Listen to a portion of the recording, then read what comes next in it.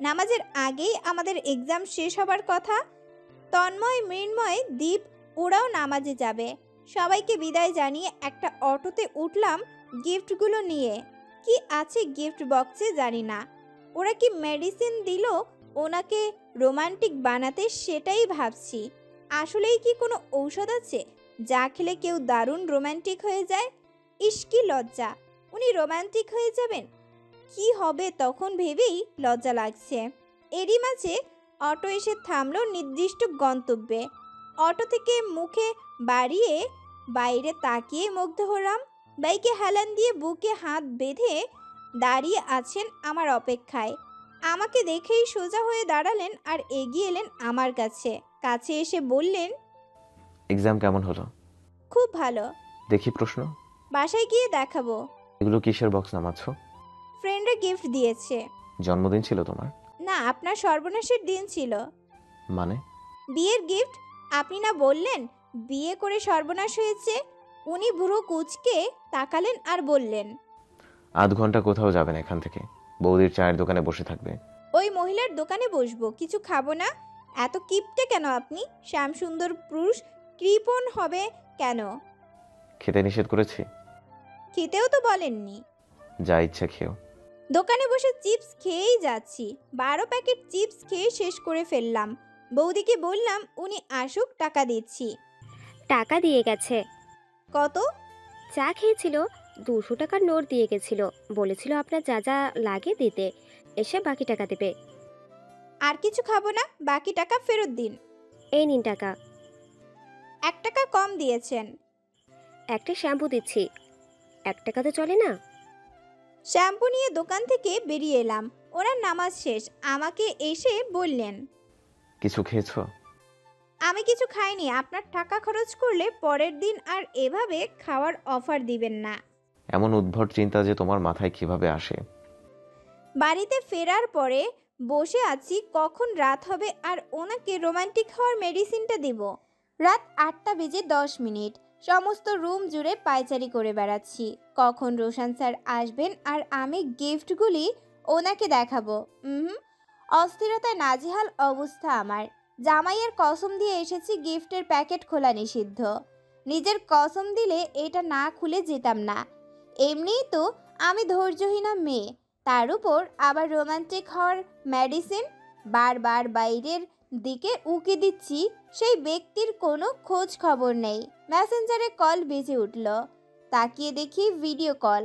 তরির Facebook ID থেকে call এসেছে। যাক, মেয়েটা তাহলে ভিডিও কল দেওয়া শিখেছে। কলটা রিসিভ করতেই রোহানের মিষ্টি মুখটা ডিসপ্লেতে ভেসে উঠল। রোহানকে হাত নাড়িয়ে হাই দিলাম। রোহানও আমাকে হাই দিয়ে বলল, নতুন আম্মা আম্মুকে বলো বাড়ি যেতে, আমি পাপ্পার কাছে যাব, দাদা দাদুর কাছে যাব, এখানে থাকবো না। তুমি বাড়িতে আসবে রোহান সোনা? হ্যাঁ আম্মা। আম্মুকে ছাড়া থাকতে পারবে? আম্মুকে ছাড়া থাকবো কেন?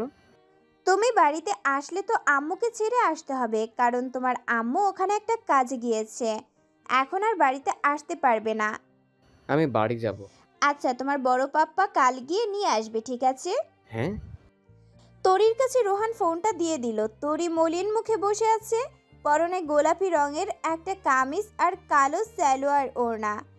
শাড়ি ছেড়ে কামিজে তরিকে বাচ্চা একটা মেয়ে লাগছে। ভুরু নাচিয়ে বললাম, হ্যালো বেবি, কেমন আছো? মুখ গোমড়া কেন? দাদু, আব্বা, আম্মা, ভাইয়া, আপনি সবার জন্য খারাপ লাগছে। আর ওশান? প্লিজ ভাবি, ওর কথা আমি আর ভাবতেও চাই না। মন হতে উঠে গিয়েছে চিরতরে। যদি বলতে হ্যাঁ খারাপ লাগছে, দেখতে কি গালি দিতাম। ওখানে অসুবিধা হচ্ছে না তো? না ভাবি, অন্য কোনো অসুবিধা নেই। আপনার বন্ধুর বোন খুব ভালো, আমার চুলে শ্যাম্পু করে দেয়, চুলের আগা কেটে দেয়, আমাকে মন খারাপ থাকতে দেখলেই রাগ করে। সবই ঠিক আছে, কিন্তু রেহানকে নিয়ে এখানে থাকা সম্ভব হবে না। ও কাউকে পড়তে দেয় না, খুব বিরক্ত করে, তবে ওকে সবাই খুব ভালোবাসে। তুমি ভেবো না তরি বেবি, মেহু না মৃন্ময়ের বোন এমনিতেই মেসে থাকতে পারছে না, কিন্তু পিহু একা একটা বাসা নিয়েও থাকতে পারছে না। আমি মৃন্ময়কে বলেছি এক রুম পাওয়া যায় এমন খালি বাসা পেলে দেখতে। আমার বলতে দেরি নেই, বাসা দেখা কমপ্লিট। ও অ্যাডভান্স পেমেন্ট করেও দিয়েছে 2 মাসের। আমি বলেছি পরের 2 মাস আমি পেমেন্ট করে দিব। তুমি পিহুর সাথে আরামসে রোহানকে নিয়ে থাকতে পারবা। তোমার এই বন্ধুটিও খুব ভালো। নিষেধ করে দিও রেহানের জন্য যেন এত টাকা খরচ না করে। আমার মন খারাপ বলে পিহু আমাকে আর রেহানকে নিয়ে ঘুরতে বের হয়েছিল, তখন তোমার বন্ধুও এসেছিল। আমার তো অভ্যাস নেই এসব জায়গাতে ঘোরার। তুমি যে উঁচু স্যান্ডেলটা কিনে দিয়েছিলে পিহু জোর করে পরালো, ওটা পরে হাঁটতে অসুবিধা হয়, আমি পড়ে যাই। তোমার বন্ধু তাড়াতাড়ি করে পাশের দোকান থেকে বরফ এনে পায়ে দিয়ে দিল, ব্যথার ওষুধ কিনে দিল, সাথে একটা নিচু স্যান্ডেলও কিনে দিয়েছে। ভাবি আমার খুব খারাপ লাগছিল। কেউ আমাকে অকারণে কিছু কিনে দিবে আবার আমার ছেলের জন্য টাকা খরচ করবে? প্লিজ ভাবি বলে দিও। বড়লোকের পোলা খরচ করবে, করুক, সমস্যা কি?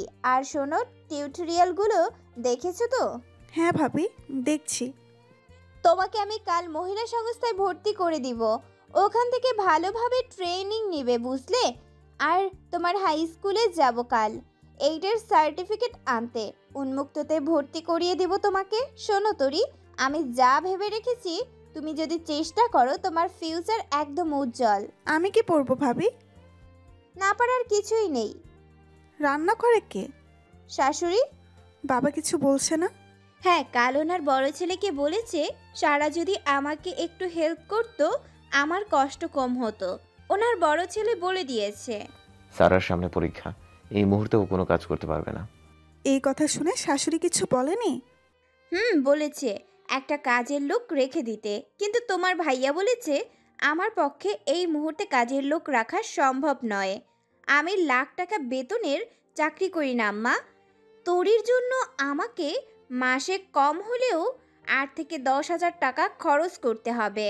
নিজে বিয়ে করেছি, আমার ফিউচার আছে। ওশানকে বিয়ে দিয়ে দাও।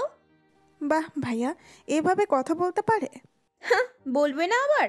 ওই বেটা সারার জামাই, কথা তো ওভাবেই বলতেই হবে।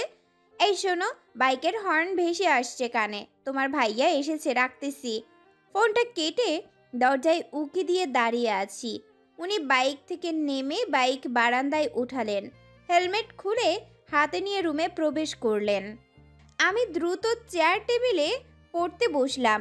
উনি যে রুমে প্রবেশ করেছেন সেটা না বুঝার ভান ধরে মনোযোগ দিয়ে বই পড়ছি, সেই অভিনয় করছি খুব নিখুঁতভাবে। উনি রুমে ঢুকেই ড্রেসিং টেবিলের সামনে এসে দাঁড়ালেন। হাত থেকে ঘড়িটা খোলার সময় তা ফ্লোরে পড়ে গেল। ঝুঁকে ঘড়িটা তুললেন। আহা, কি কিউট লাগছে ওনাকে। উনি যখন ঝুঁকে ঘড়িটা তুললেন যেন বুকের মাঝে একটা ধাক্কা মারল। মানুষ এত হ্যান্ডসাম হয়? ঘড়িটা ড্রেসিং টেবিলের ওপর রেখে আলমারি খুলে গেঞ্জি বের করে ওয়াশরুমে প্রবেশ করলেন। 5 মিনিট পরে পাঞ্জাবি চেঞ্জ করে কালো কলার দেওয়া গেঞ্জির সাথে কালো ট্রাউজার পরে বেরিয়ে এলেন। আমি আর চোখে পরক করছি সব। ওনাকে বেরোতে দেখে আবার পড়ালেখায় মনোযোগ দিলাম। উনি খাটের উপর বসে তাকিয়ে আছেন আমার দিকে। আমি আর চোখে সবই পরক করছি। ওনার নয়ন যুগল একভাবে আমার পায়ের দিকে তাকিয়ে আছে। আমি পা দোলাচ্ছি আর পড়ছি। বেশিক্ষণ চুপচাপ থাকতে পারি না। কাউকে সারপ্রাইজ দিব সেটাও চেপে রাখতে পারি না। না, আজ চুপ করে থাকবো, দেখি উনি আগে কথা বলেন কি না। আমি কেন কথা বলবো সব সময়? আমিই তো ওনার সাথে আগে আগে কথা বলি, উনি তো আগে কথা বলেন না। যদি এভাবেই এক জনম কেটে যায় তো যাক, তবুও আমি আগে কথা বলবো না। আমার কি ঠেকা পড়েছে আগে কথা বলতে? মানুষ ঘরে ঢুকেই আগে দরজা লাগিয়ে বউকে জড়িয়ে ধরে চুমু দেয়, আর উনি এসে ওনার মতো থাকেন। আমি আগে কথা শুরু করি, তখন নিজেও শুরু করেন। কথা বলবই না। পা দোলানোর গতি বেড়ে গেল আমার। এরই মাঝে উনি বললেন, দেখি তোমার প্রশ্নপত্রটা। বুকের মাঝে হাতুড়ির বাড়ির মতো দ্রুম করে উঠল। ওনার দিকে ঘুরে তাকিয়ে বললাম, কিসের প্রশ্ন? আজ যে এক্সাম দিলে, ওটা আনতে ভুলে গিয়েছি। রাস্তা থেকে যে বললে বাড়ি গিয়ে দিবে, বাড়ি এসে দেখি প্রশ্ন নেই। তাই? ওনার কথা শুনে কেমন সন্দেহ লাগছে। বুঝে গেল নাকি যে আমি এক্সাম দেইনি? ওনার তাকানোর ভাব তো ভালো মনে হচ্ছে না। ওভাবে তাকিয়ে কি দেখছেন? দেখছি কি সুন্দর পরীক্ষা দিয়েছো। তোমার কোচিং টিচারকে জিজ্ঞেস করলাম, উনি বলল অনেকগুলো এক্সট্রা পেজ নিয়েছো। সন্দেহটা তাহলে সত্যিই হলো। উনি সবটা জেনেই গিয়েছেন। আমি ঠোঁট নাড়ালাম কিছু বলতে যাব, তখনই আমাকে থামিয়ে দিয়ে বললেন, থাক, কিছু বলতে হবে না। সুস্থ হয়েছে তোমার বন্ধু? হয়েছে। আজ সারা রাত তুমি আমার কাছে বই পড়বে। সারা রাত? আর পরীক্ষার আগের রাতে ফোন রাখতে পারবে না কাছে। আমি দেখছি তুমি 5 মিনিট পর পর ফোন চাপো। Phone is my life. Phone কারোর লাইফ হয় না। এসব ছেড়ে তোমাকে বেরোতে হবে। নামাজ পড়ছো? না, এখনো পড়িনি। পড়বে? বাট সারাদিন পড়িনি। সব কাজের আগে নামাজ পড়বে, এটা তোমাকে মানসিক শান্তি দিবে। আচ্ছা, বাট আজ হাতি পায়ে নেল পলিশ ছিল, উঠাতে পারিনি, তাই নামাজও পড়তে পারিনি। আমি রিমুভার নিয়ে এসেছি তোমার জন্য। সকালে এটা খেয়াল করেছি। এরপর থেকে যখনই নীল পলিশ ইউজ করবে রিমুভার দিয়ে তুলে ফেলবে। আচ্ছা ঠিক আছে। জিন্স তোমার ফেভারিট? হ্যাঁ। জিন্স পরলে খারাপ লাগে না, সুন্দর লাগে। বাট শাড়ি পরলে তোমাকে আরো বেশি সুন্দর লাগে। শাড়িতে বেস্ট। সবসময় পরতে হবে না, বাট মাঝে মধ্যে পরতে পারো।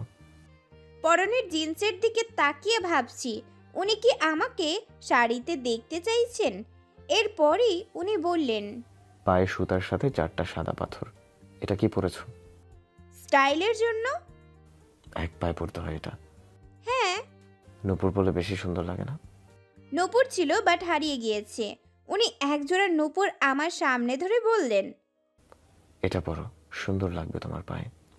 আমি অবাক হয়ে তাকিয়ে আছি। বিয়ের পর এটা প্রথম গিফট ওনার থেকে। আমার অবাক হয়ে তাকিয়ে থাকতে দেখে বললেন, পছন্দ হয়নি? ভীষণ পছন্দ হয়েছে। তাহলে পরো। আমি পরবো? তাহলে কে পরিয়ে দিবে? জানি না, কাল বন্ধু বান্ধবীদের বলবো পায়ে পরিয়ে দিতে। বন্ধু? কি অদ্ভুতভাবে কথাটা বললেন। ভয়ঙ্কর জেলাসি ছিল কথাটার টোনে। আমি মুচকি হাসলাম। উনি হাঁটু গেড়ে নিচে বসে পড়লেন। আমার মুখের দিকে চোখ তুলে তাকালেন। কি সর্বনাশ ছিল সেই চাহনিতে। ওনার সাথে এটাই আমার প্রথম দারুণ কোনো অনুভূতি। উনি আমার ডান পায়ে হাত রেখে পাটা হাঁটুর ওপরে তুললেন। ভয়ঙ্কর কম্পন শুরু হলো শরীরে। অজানা এক শিহরণে কেঁপে উঠলাম। কেমন যেন কম্পন শুরু হলো। ওনার হাতের স্পর্শতে যে ভয়ঙ্কর শিহরণ হচ্ছে, উনি কি তা বুঝতে পারছে? চোখ বন্ধ করে জামা খামচে ধরে রেখেছি। চারিদিকে যেন তুফান শুরু হয়েছে। শরীর অবশ প্রায়। নূপুর পরানো শেষ হলে উনি উঠে দাঁড়ালেন। আমি তখন চোখ বন্ধ করেই আছি। উনি বললেন, হয়ে গিয়েছে। প্রিয় মানুষের দেওয়া প্রথম উপহার, তাও যদি হয় নূপুর। এর থেকে বেস্ট গিফট আর হতেই পারে না। আমার পা দুটো এর আগে এত সুন্দর কখনোই দেখায়নি। ওনার স্পর্শতে কি জাদু ছিল। আমাকে খাটের উপর বসিয়ে বললেন, তোমাকে এমন কেন দেখাচ্ছে? দাও, আমি নেল পলিশ তুলে দিচ্ছি। আমি অবাক হয়ে দেখছি ওনাকে। এই শ্যাম সুন্দর মানুষটা এত সুন্দর কেন? জাদু মন্ত্রে জড়িয়ে ফেলেছে আমায়। কি যত্নের সাথে আমার হাত পায়ের নেল পলিশ তুলে দিলেন। নূপুর তো দিলেন, তাতে ঝুরি নেই কেন? নূপুর না বাজলে সেটা কেমন নূপুর? ওনাকে বললাম, এর ঝুরি নেই কেন? উনি গম্ভীর কণ্ঠে বললেন, ঝুরি দিব মানুষের কানে, সেই আওয়াজ যাবে। আর মানুষ তোমার পায়ের দিকে তাকিয়ে থাকবে আর বলবে, পা দুটো কি সুন্দর। সব সৌন্দর্য সবার দেখার রাইট নেই। দ্রুত নামাজ পড়ো। জিন্স চেঞ্জ করে প্লাজো আর কামিজ পরে অজু করে এশার নামাজ আদায় করে বসে আছি। রোমান্টিক হওয়ার মেডিসিনটা এইবার ওনাকে দিতে হবে। উনি বিছানায় ল্যাপটপ নিয়ে বসে কিছু করছেন। আমি প্যাকেটটা ওনার দিকে এগিয়ে দিয়ে বললাম, এই নিন, এটা আপনার জন্য। উনি সন্দেহবানভাবে জিজ্ঞেস করলেন, আমার জন্য? হ্যাঁ। কি এটা? মেডিসিন। কিসের? এত প্রশ্ন করেন কেন? বিষ নেই ওতে। কোনো কথা না বলে খেয়ে ফেলুন। বাট কি? খুলেই দেখুন। উনি প্যাকেট খুলতে খুলতে বললেন, কি মেডিসিন? রোমান্টিক হওয়া। উনি ভ্রু কুঁচকে কেমন বিশ্রীভাবে তাকিয়ে বললেন। বাট? জিব্বায় কামড় দিয়ে বললাম, উফ, বলেই ফেললাম, এত স্টুপিড আমি। এরই মাঝে ওনার প্যাকেট খোলা শেষ। উনি একবার মেডিসিনের দিকে তাকাচ্ছেন, একবার আমার মুখের দিকে তাকাচ্ছেন। ভ্রু কুঁচকে বললেন, কি এসব? আর তুমি আমাকে এসব খেতে বলছো? কেন, কি আছে? তুমি আমাকে খেতে বলছো? বলেই আমার দিকে ধরলেন। ক অক্ষর উচ্চারণ করে পুরোটা পড়লেন না। আমার দিকে মেলে ধরতেই আমার চোখ বড় বড় হয়ে গেল। কতে কি হয় আমার আর বুঝতে বাকি রইল না। ও মাই গড, আমি ভেবেছিলাম ছেলে মানুষ ওরা হয়তো জানে এমন কিছু আছে, নয়তো ফানি কিছু আছে, ওরা উল্টাপাল্টা করবে জানতাম, তাই বলে এই বিশ্রী কাণ্ড। কি অদ্ভুতভাবে আমার দিকে তাকিয়ে আছে নুনি। আমি বারবার ঢোক গিলছি, কি বলবো এখন। ওনাকে কিনা এসব জন্ম নিরোধক পদ্ধতির উপকরণ খেতে বললাম। আরও একটি বাঁশ খাওয়ার গল্প বন্ধুরা শুনিয়ে ছাড়লো আমাকে। পৃথিবীতে বন্ধু জাতির মতো জাত শত্রু আর দ্বিতীয়টি নেই। এরা থাকলে আপনার আর বাঁশের অভাব হবে না। আপনি নিজেই আস্ত একটা বাঁশ বাগানের মালিক হয়ে যাবেন, যেমনটা আজ আমার সাথে হলো। এমন একটা বাজে সিচুয়েশনে দাঁড়িয়ে আছি সেটা বলার মতো নয়। উনি অদ্ভুত ভঙ্গিতে তাকিয়ে আছেন আমার দিকে। আমি তাকানোর সাহসটুকুও পাচ্ছি না। তাকালেই দেখছি উনি তাকিয়েই আছেন। এমন লজ্জাকর মুহূর্তে কি করা উচিত সেটাও বুঝতে পারছি না। কোনো মানুষ যেন এমন লজ্জায় না পড়ে বরের সামনে। বর যদি হয় আবার শিক্ষক, ইয়া মাবুদ আমাকে তুলে নাও। উনি এবার বুকে হাত বেঁধে আরও একটু সোজা হয়ে দাঁড়ালেন। দৃষ্টি আমার দিকে স্থির রেখেই ভুরু কুঁচকে বললেন, এগুলো কোন ধরনের মেডিসিন? ওনার চোখে মুখে প্রশ্ন নাকি বিষয় ঠিক বোঝা যাচ্ছে না। উনি কি রেগে আছেন নাকি অবাক হয়েছেন সেটাও বোঝা যাচ্ছে না। তবে থমথমে ভাবেই প্রশ্নটা করলেন। ওনাকে দেওয়ার মতো কোনো উত্তরই আমার কাছে নেই। মিনিট খানেক চুপ রইলাম। আমাকে চুপ থাকতে দেখে আবারও প্রশ্ন করলেন, হোয়াট হ্যাপেন্ড? বলো, এসব কি ছিল? আর এসবকে মেডিসিন বলে? তুমি এটা আমাকে খাওয়াতে নিয়ে আসছো? সরি, আমি বুঝতে পারিনি। কি বুঝতে পারোনি? কিছুক্ষণ আগে যেটা হলো। আমার অর্ধেক বয়স পার হতে গেল, এখন এসব জিনিস ছুঁয়ে দেখলাম না। তুমি একটা মেয়ে, এসব ছি ছি ছি। কি বলেছিলে দোকানে গিয়ে? ইয়ে মানে স্যার। কি বলে এসব এনেছো? কি বলবো? No change. দেখুন, এই টপিক চেঞ্জ করুন। এই টপিকে আজ সারা রাত ক্লাস চলবে। দোকানদারকে গিয়ে কি বলেছে বলো? তোমার হাজবেন্ডকে এটা খাওয়াতে চাও? না, এসব বলিনি। এটা কি খাওয়ার জিনিস আমাকে খেতে বললে? খাওয়ার জিনিস না কিসের জিনিস আমি কি জানতাম নাকি? না, ঠাস করে একটা মিথ্যা বলে দিলাম। জানি না। জানি বললেও মহা বিপদ। জানি না বলে এই কথায় স্ট্রং থাকতে হবে। না স্যার, আসলেই জানি না। কথাটা কর্ণকুহরে প্রবেশ করতেই খেলাম আরেকটা ধাক্কা। উনি আমাকে এসব শেখাবেন মানে? আমি যে মিথ্যা বলছি উনি বুঝে গিয়েছেন। না হলে ওনার মতো মানুষ তো এসব নিয়ে কথা বলার লোক নন। মিথ্যা বলে লাভ নেই। কোনো উপায় না পেয়ে বললাম, আমি জানি এগুলো কি আর কি করতে হয়। আমি মিথ্যা বলেছি যে জানি না। ফ্রেন্ডরা দিয়েছে। আপনার ছবি দেখতে চেয়েছিল, আমাদের কাপল ছবি। আমার কাছে আপনার পিকচার নেই, তাই আমি বলেছি আমার বর খুব আনরোম্যান্টিক। উনি ছবি তুলতে পছন্দ করেন না, একদম রোম্যান্টিক নন। তখন ওরা বলল, এটা নিয়ে জামাইকে দিবি, খবরদার খুলে দেখবি না, জামাইয়ের কসম দে। আমি জিজ্ঞেস করলাম যে এতে কি আছে? ওরা বলল রোম্যান্টিক হওয়ার মেডিসিন। কসম না রাখলে যদি আপনার কিছু হয় তখন? দেখুন, এত কিছু বলতে পারবো না। বলেই উনি বিয়ের প্রথম দিন থেকে এই পর্যন্ত অসংখ্য পিকচার দেখালেন। ও মাই গড, এত এত পিকচার কবে কখন তুললেন? আমার তো মনে হয় উনি কখনো তাকাননি আমার দিকে, কিন্তু এখন তো মনে হয় উনি 24 ঘন্টা আমাকেই দেখেছেন। আমার খাওয়ার সময়ের ঘুমন্ত ছবি, খিলখিল করে হাসছি সেই ছবি, রাগী মোড়ে তাকিয়েছি সেই ছবি, শাড়ি, জিন্স, প্লাজো, সেদিন বৃষ্টিতে ভেজা পিকচার, সব কেমন জীবন্ত লাগছে দেখতে। লোকটা ভালো ফটোগ্রাফারও বটে। সারা জীবন ভংচং দিয়ে কত সেলফি তুললাম, অথচ এমন সুন্দর আমাকে কখনো দেখায়নি। আমি চুপচাপ দেখে যাচ্ছি, মানুষটা আড়ালে গোপনে আমাকে এইভাবে দেখেন। আবার ও মনের মাঝে প্রেম শিহরণ বয়ে গেল। উনি ফোন অফ করে বিছানায় ফেলে দিয়ে বললেন, দেখি বাকি গিফটগুলো খুলে দেখি। বলেই সব প্যাকেটগুলো খুলতে শুরু করলেন। বড় 2টা প্যাকেট থেকে বেরিয়ে এলো বদনা, বালতি, মগ, ঝাড়ু, আরও কিছু হাবিজাবি জিনিস।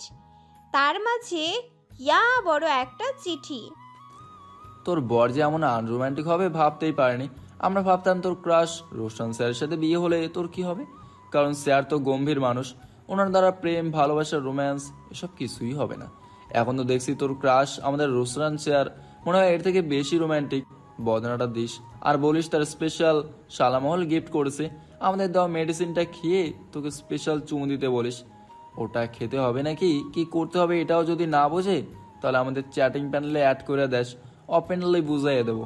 তাও যদি না বোঝে বুঝতে হবে ওই শালার অন্য সমস্যা আছে, তার চিকিৎসার প্রয়োজন। তোর বংশের বাতি জ্বালানোর জন্য এটা জরুরি। উনি চিঠিটা পড়ে পুনরায় এক দৃষ্টিতে তাকিয়ে আছেন আমার দিকে। ওরা তো আর জানে না আমার জামাই কেডা, জানলে ভুলেও এসব লিখতো না। আজ একই দিনে এত কিছু হওয়া ছিল আমার সাথে। হায় আল্লাহ, বাঁচাও আমায়। এখন কি হবে আমার? ওরা না হয় মজা করেছে, কিন্তু এই ভদ্রলোক তো গম্ভীর মানুষ, উনি কি মজা টজা বুঝবেন? কি অদ্ভুতভাবে তাকিয়ে আছেন আমার দিকে, এখনই গিলে ফেলবে মনে হচ্ছে আমাকে। আমাকে আজ রাতের মতো এ ঘর ছেড়ে গায়েব হতে হবে। ওনার এই দৃষ্টির সামনে ভস্ম হয়ে যেতে হবে, না হলে। আমি আস্তে করে উঠে দাঁড়িয়ে পেছনের দিকে পা বাড়াচ্ছি।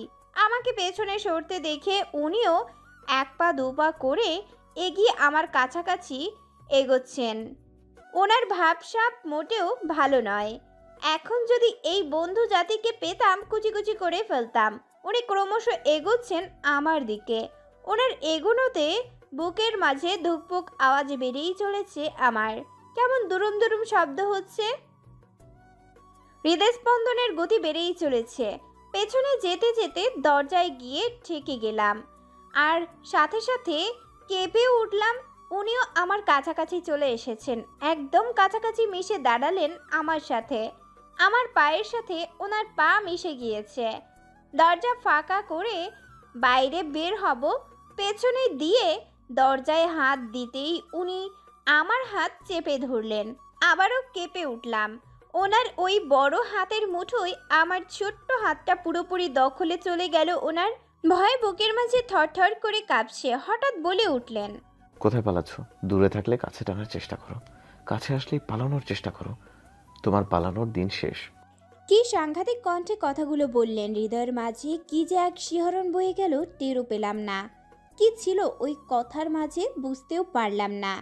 উনি আমার মুখের দিকে তাকিয়ে থেকেই অন্য হাতে দরজায় সিটকিনি লাগিয়ে দিলেন। এবার আরও বেশি ধোক করে উঠল বুক। সিটকিনির শব্দে লাফিয়ে উঠলাম খানিকটা। উনি দরজায় হাত ঠেকিয়ে ভুরু উঁচিয়ে ঝুঁকে দাঁড়ালেন আমার দিকে। ভয় আর জড়তা দুটোই আমার মধ্যে বিরাজমান। ওনার আর আমার মধ্যে একটু দূরত্ব নেই, কেবলই মিশে আছেন আমার সাথে। কিছুক্ষণ আমার দিকে তাকিয়ে থেকে মুখে পড়ে থাকা এক গোছা চুল কানের নিচে গুজে দিলেন। আরও একটু ঝুঁকে ডান গাল দিয়ে আমার বাম গাল স্পর্শ করে আবারও সোজা হলেন। আমার সমস্ত শরীর অবশ হয়ে এসেছে। ওনার হঠাৎ এমন আচরণ আমাকে অন্য জগতে হারিয়ে ফেলেছে। কিছুই বলতে পারছি না, শুধুই তাকিয়ে আছি ওনার দিকে। উনি এবার আঙুল দিয়ে বাম গালে স্লাইড করে বললেন, আমি আনরোম্যান্টিক? কি নেশাভরা কণ্ঠে বললেন। মাতাল করা কিছু আছে এই কণ্ঠে। আবারও হৃদয় আহত হলো। আরেক ধাপ এগিয়ে গেল ওনার প্রতি উইকনেস। এই মানুষটার কণ্ঠেও জাদু। এত জাদু সামান্য একটা কথাতেই। আমি হারিয়ে গেলাম কোথায়। ওনার কথায় কি বলবো কিছুই বুঝতে পারছি না। উনি আবার প্রশ্ন করলেন, আমাকে এতটাই আনরোমান্টিক লাগে? দুর্ভাগ্যক্রমে তুমি আমার কলেজের স্টুডেন্ট না হলে এতদিনে বুঝে যেতে কেমন আনরোমান্টিক। তবে আজ তোমাকে এটা না বোঝালেই নয়। স্কুল আর কলেজে জব করলেই আর আনরোমান্টিক ভাবার কারণ নাই। রোমান্টিক ছেলেদেরও দুর্ভাগ্যক্রমে স্কুল কলেজে জব হয়। কি কি বোঝাতে চাইছে? উনি ওপর দিকে তাকিয়ে লাইট অফ করে দিলেন। সাথে সাথে রুম নিকশ কালো অন্ধকারে ছেয়ে গেল। ঘুটঘুটে অন্ধকারে ভয়টা আরও প্রবল হলো। উনি কি করতে চাইছেন? হঠাৎ শরীর কেমন শিরশির করে উঠল। ওনার ওষ্ঠের স্পর্শ কানে লাগলো। নিমিষেই কেমন ঠান্ডা অনুভূত হলো সমস্ত শরীর। সমস্ত লোমকূপ দাঁড়িয়ে গেল। ফিসফিস করে বললেন, পুরুষ মানুষ এমনিই প্রচুর রোমান্টিক হয় তার প্রেয়সীর কাছে, তাকে এত রোমান্টিক হতে বাধ্য করতে নাই, পরে সামলানো মুশকিল হয়ে যাবে। কি সামলাবো? এই যে তুমি প্রতিনিয়ত আমাকে খোঁচানোর চেষ্টা করতে থাকো, এর পরিণতি কি জানো? না, আমি কিছুই জানি না। আমার ভয় করছে, লাইট অন করুন। কিসের ভয়? আমি থাকতে কিসের ভয়? নাকি আমাকেই ভয় পাচ্ছ? না তা নয়, হাত দিয়ে হাতটে ওনার বুকে হাত রাখলাম, ভয়ে গেঞ্জি খামচে ধরলাম। উনি আবার প্রশ্ন করলেন, তাহলে কিসের ভয়?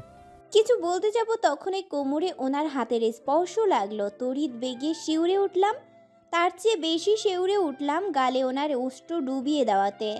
ভয় কেটে গিয়ে কেমন অদ্ভুত এক অনুভূতি হলো, যা ভালো লাগার, ভালোবাসার। কোথায় যেন একটা হারিয়ে যাচ্ছি, ভাসিয়ে নিয়ে যাচ্ছে কোথাও। কেমন লজ্জাও অনুভব করছি, ভীষণ লজ্জা। ভাগ্যিস ওনার মুখ দেখা যাচ্ছে না, তাহলে লজ্জায় হার্ট ফেল করতাম। এরই মাঝে ড্রিম লাইট অন করে দিলেন। ড্রিম লাইটের মিহি আলো চোখে পড়তেই দেখি আমার মুখের সামনে উনি। একবার তাকিয়ে চোখ সরিয়ে নিলাম আমি। ওনার চোখে কোনো থমথমে ভাব নেই, আছে এক শীতল চাহনি। আস্তে করে বললেন, লজ্জা পাবে বলেই লাইট অফ করে রেখেছিলাম। আরিয়ান ঠিকই বলেছিল, মেয়েটা চঞ্চল, প্রেমে পড়ার জন্য হাজারটা কারণ আছে। আরিয়ানের নাম শুনেই বুকের মাঝে ধুক করে উঠল। উনি আরিয়ান ভাইয়ের পরিচিত?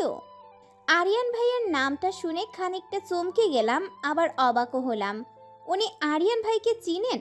আমি যার কথা ভাবছি উনি কি তার কথাই বললেন?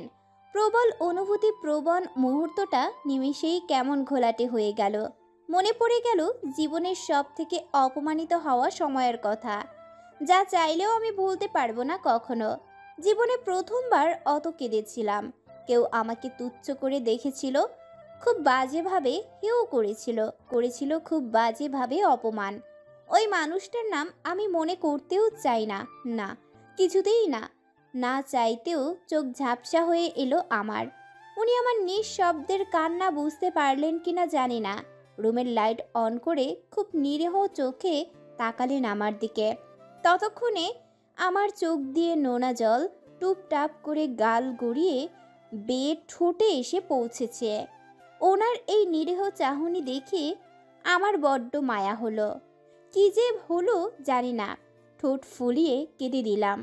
আমি কি আমার অতীত ভেবে কাঁদছি, নাকি এই মানুষটার মায়াবী চাহনিতে মায়ায় আবদ্ধ হয়ে কেঁদে দিলাম? উনি হঠাৎ কেমন বিচলিত হয়ে পড়লেন, ওনার চোখ কেমন আতঙ্কিত হয়ে পড়ল। আমার দুই বাহুতে হাত রেখে বললেন, হেই সারা, তুমি কাঁদছো কেন? কি হয়েছে বলো, কষ্ট হচ্ছে? ওনার এই বিচলিত অবস্থা দেখে আমার কান্না যেন প্রবল বেগে ভেতর থেকে বেরিয়ে এলো। আমি আরও জোরে কেঁদে দিলাম। উনি হঠাৎ কেমন থমকে গেলেন, অপরাধী কণ্ঠে বললেন, এই মানুষটা কেন এত এক্সপ্লেইন দিচ্ছে নিজের বিরুদ্ধে? মানুষ কিছু মুহূর্তে কষ্ট পেলে কাছের মানুষের বুকে মাথা গুজে শান্তি খোঁজার জন্যও কাঁদে, কেঁদে নিজের কষ্ট সব উড়িয়ে দেয়। অথচ উনি তা বুঝতেই চাচ্ছেন না। এই শ্যাম সুন্দর মানুষটাকে ইচ্ছে করছে তীব্র আবেগে শক্ত করে জড়িয়ে ধরে বলি, ভালোবাসি তোমাকে, ভীষণ ভালোবাসি। কিন্তু চাইলেই কি সব বলা যায়? এই আপনি সম্বোধন করা মানুষটাকে কখনো আপনি থেকে তুমিতে নেমে আসবে? জানি না আসবে কিনা, চাইলেও কিছু বলতে পারছি না। চোখের পানি মুছে টেবিলে গিয়ে পড়তে বসলাম। কেমন বাজে একটা অনুভূতি হচ্ছে। আমার কান্নার ভিন্ন মানে খুঁজে উনি কষ্ট পাচ্ছেন, কারণ আমি কষ্ট পেয়েছি, উনি এটা ভাবছেন। উনি রুম থেকে বেরিয়ে গেলেন। কোথায় গেলেন জানি না। টেবিলে মাথা রেখে ঘুমিয়ে গেলাম, সম্পূর্ণ অচেতন হইনি। ইন্দ্রিয় শক্তি জাগ্রত, কেননা উনি বাইরে থেকে কখন আসবেন সেই আতঙ্ক রয়েছে। রাত 11:30টার দিকে উনি ঘরে প্রবেশ করলেন। আমার চোখে ঘুম কিন্তু জাগ্রত, তবুও উঠলাম। উনি দরজা লাগিয়ে দিয়ে গায়ের গেঞ্জি খুলে আলনায় মেলে দিলেন। গুটি গুটি পায়ে আমার কাছে এগিয়ে এসে মাথায় হাত রাখলেন। চুলে কিছুক্ষণ হাত বুলিয়ে কোলে তুলে বিছানায় নিয়ে শুয়ে দিলেন। রুমের লাইট অফ করে এসে নিজেও শুয়ে পড়লেন। পরের দিন সকালে ঘুম ভাঙতেই শুনি চারিদিকে পাখির কিচিরমিচির শব্দ। চোখ মিলে তাকিয়ে দেখি উনি মাত্রই গোসল সেরে টাওয়াল পরে ডিভানে বসে ফোন চাপছেন। ঘড়িতে 7:40 আমি চোখ মেলতেই উনি ফোনের স্ক্রিন থেকে চোখ সরিয়ে আমার দিকে তাকিয়ে বললেন, গুড মর্নিং। আমি ঘুমন্ত কণ্ঠেই মৃদু স্বরে বললাম, গুড মর্নিং। তোর এই সার্টিফিকেট আনতে যাবে না? আমার ভালো লাগছে না, আপনি নিয়ে আসুন, আমি রোহানকে আনতে যাব। ওকে, বাট তুমি রেডি হয়ে নাও, আমি তোমাকে পৌঁছে দিয়ে যাবো। আর কাল রাতের জন্য সরি। আমি কিছু না বলে বিছানা ছেড়ে উঠে ওয়াশরুমে গিয়ে গোসল সেরে নিলাম। বাইরে বেরোতে বেরোতেই পেছন থেকে জামার অর্ধেক ভিজে গিয়েছে। উনি ফোন ডিভানের ওপর রেখে আমার টাওয়ালটা এনে হঠাৎ করেই আমার চুল মুছতে মুছতে বললেন, চুল একটা টাওয়াল পেঁচায় বেরো, কিভাবে ভিজে গেছে। আমি মনে মনে বললাম, ভাগ্যিস পেঁচিয়ে রাখিনি, তাহলে কি এই মুহূর্তটুকু পেতাম। হাতে লোশন মাখতে মাখতে বললাম, আরিয়ান ভাই আপনার পরিচিত? কোন আরিয়ান? যার কথা গতকাল বললেন। অবশ্যই পরিচিত, পরিচিত না হলে কিভাবে বললাম। আপনি জানেন উনি আমার কাজিন? না তো। আপনি চিনেন কিভাবে? আমার কলেজ ফাংশনে একটা নাটকের অংশ দেখেছিলাম, সেখানে আরিয়ান নামের একজন অভিনেতা ছিল। ও আচ্ছা। তোমার কাজিনের নাম আরিয়ান? হুম। পরিচয় করিয়ে দিও। উনি দেশে থাকেন না। এরই মাঝে দাদু আমাকে ডাকলেন। ওড়না ভালোভাবে ঠিক করে নিয়ে দাদুর রুমের দিকে গেলাম। দাদু আমাকে দেখেই ডাকলেন, সারা। জি দাদু। কাছে আয় তো। দাদুর বিছানায় বসে বললাম, বলুন দাদু। পান বেটে দে তো। দিন দাদু। পান বাড়তে বাড়তে বললাম, দাদু দাদি কি খুব সুন্দরী ছিলেন? তার গায়ের রং অতটা সুন্দর না হলেও সুন্দরের মাথা খেত, একদম রৌশনের মতো ছিল। উনি কি ওনার দাদির মতো দেখতে? হ্যাঁ একদম। তোরির সাথে কথা হচ্ছে তোর? হচ্ছে তো। আজ রোহানকে আনতে যাব, রোহান বাড়িতে আসবে। নিয়ে আয়, ওর একটু পরাণ ভরে দেখব, আবার দিয়ে আসিস। ঠিক আছে দাদু। এরই মাঝে শাশুড়ি এসে বললেন, তোরই একটু ভাত রান্না করবে, আমার কোমরে ব্যথা। অবাক হয়ে বললাম, তোরই কই? সারা বলতে গিয়ে তৈরি হয়ে গিয়েছে, আজ একটু রান্না করবে। সো সরি আম্মা, আমি এই বাড়িতে তোরির মতো রান্না করতে আসিনি, তাই আমাকে ভুলেও এসব বলবেন না। তুমি তাহলে কি করতে এসেছো? আপনার ছেলের মাথা চিবিয়ে খেতে এসেছি। তাই তো খাচ্ছ। আমার ছেলে বদলে গিয়েছে। মাত্র তো ট্রেলার দেখলেন, বাকি মুভি শেষ হতে দিন। শাশুড়ি দাদুর দিকে রাগী চোখে তাকিয়ে বললেন, বাবা, ওরা নাকি ফার্নিচার দিবে বলেছিল, কই সেসব? আবার নাকি নগদ টাকাও দিবে। কেন আমার বাবা দিবে কেন? আমার বাবা কিচ্ছু দিতে পারবে না, কান খুলে শুনে রাখুন। আমার অত সুন্দর ছেলের সাথে কি এমনি এমনি আনলাম তোমাকে? অনেক ডাক্তার ইঞ্জিনিয়ার মেয়েও সেধেছিল, কিন্তু আমি আনিনি। তোমার ফ্যামিলি এই দিবে সেই দিবে বলে আমার মাথা খেলো। এত মেয়ে সেধেছিল, খুবই গর্বের কথা এটা। আপনার ছেলেকে গরুর মতো গরুর হাটে উঠালেন না কেন? তাহলে আরও খদ্দের পেতেন। মুখ সামলে কথা বলো। অনেক সহ্য করেছি তোমাকে, এনেই আমার সংসার এলোমেলো হয়ে গিয়েছে। তোমার বাবাকে বলে দিও যা যা দেওয়ার কথা দিয়ে যেতে। কেন, আপনার ছেলেকে কি বিক্রি করেছেন নাকি? আমার বাবা সব দিয়ে যাবে, তাহলে আপনিও আপনার ছেলেকে আমার বাবার বাড়িতে পাঠিয়ে দিন কাজ করার জন্য। বাবা দেখেছেন এই মেয়ের মুখ কি? দাদু হেসে বললেন, অনেক দিন পরে একটু শান্তি পেলাম। আমি আবারও তেজি কণ্ঠে বললাম, সুন্দরী, শিক্ষিতা, স্মার্ট, বড়লোক ঘরের বউ লাগবে আপনাদের। সব কিছুর চাহিদা একসাথে মেটাতে চান তাই না? সব চাহিদা মিটিয়ে দেব, দেখে নেবেন। এরই মাঝে ওশান এসে দাঁড়ালো দরজায়। শাশুড়িকে বললাম, ওই যে আপনার ছেলে হাজির, বলুন বিয়ে করে নিয়ে আসতে, বউ পেয়ে যাবেন। বলেই রুম থেকে বেরিয়ে এলাম। কেটে গেল বেশ কয়েকদিন। এরই মাঝে তুরিকে মৃন্ময়ের বোনের সাথে ছোট একটা বাসায় উঠিয়ে এলাম। হাতের কাজের একটা ট্রেনিং সেন্টারে ভর্তি করিয়ে দিলাম। রেগুলার ট্রেনিং সেন্টারে যাচ্ছে আসছে, সব কিছু ভালোই চলছে। সেদিন রোহানকে বাড়িতে নিয়ে এসেছিলাম। সারাদিন ঠিক থাকলেও রাতে তরির জন্য ভীষণ কান্নাকাটি শুরু করে। সেই মধ্যরাতে দিয়ে আসতে হয়। আমাদের পরীক্ষার সময় ঘনিয়ে এসেছে। কলেজে অ্যাডমিট কার্ড আনতে গিয়েছি। মৃন্ময়, তন্ময়, দীপ, ছোঁয়া সবার সাথেই দেখা হলো। ওদের দেখেই তেলে বেগুনে জ্বলে এগিয়ে গেলাম। এর মাঝে কয়েকবার জুতা মারবো বলে দেখা করতে বলেছি, কিন্তু করেনি। ওরা জানতো আমি ওদের আচ্ছা গালি দিব, তাই সামনে আসেনি। আমাকে দেখে মৃন্ময় দ্বীপের পেছনে গিয়ে লুকালো। তন্ময় বলল, সারা, জুতা কই? আমি রাগী চোখে ওদের দিকে তাকিয়ে বললাম, ওসব যে দিয়েছিস আমার জামাইকেরা জানিস? কেডা? যেদিন দেখবি বুঝবি। আমার কিউরিয়াস মাইন্ড জানতে চাচ্ছে কোন আবালে তোর জামাই হয়েছে, তারে দেখে কি বুঝবো বল? ফিলিং ব্যাং ইমোজি। মৃন্ময় দ্বীপের পেছনে দাঁড়িয়ে কথাটা বলল। কি বললি? আমার জামাই আবাল? ও মাই গড! কথাটা মুখ থেকে বের করতে করতেই দেখি রোশন স্যার ভুরু কুঁচকে তাকিয়ে আছেন। উনি মাত্রই পাশ দিয়ে যাচ্ছিলেন ডিপার্টমেন্টের দিকে। আমাদের কথোপকথন শুনে থমকে গেলেন। এক হাত দিয়ে চশমা ঠিক করছেন আর ছোট ছোট চোখ করে তাকাচ্ছেন। ওনার দিকে মৃন্ময় আর আমার দৃষ্টি যেতেই আমরা দুজনেই চোখ মুখে আদব কায়দার ভাব এনে মাথা নিচু করে দাঁড়ালাম। দ্বীপের দৃষ্টি স্যারের দিকে পড়েনি, তাই বলল, নিশ্চয়ই ফুড়িওয়ালার সাথে মাল নেই, কোনো 60 বছরের বুড়িরা। মনে মনে বলছি, থাম ভাই থাম তোরা, আর কত বাস দিবি? এমনি মৃন্ময় আবাল বলেছে তা শুনে ফেলেছে, আর এখন তুই বলছিস ভুড়িওয়ালার টাক? আর ওনাকে এখন এখান থেকেই যেতে হচ্ছিল? কি আশ্চর্যজনক ঘটনা! এরই মাঝে তন্ময় আদবের সাথে সোজা হয়ে দাঁড়িয়ে বলল, আসসালামু আলাইকুম স্যার। উনি মিহি হেসে উত্তর দিলেন, ওয়ালাইকুম আসসালাম। কেমন আছো তন্ময়? জি স্যার, আলহামদুলিল্লাহ। প্রিপারেশন কেমন এবার? আলহামদুলিল্লাহ স্যার। শরীর সুস্থ আছে এখন?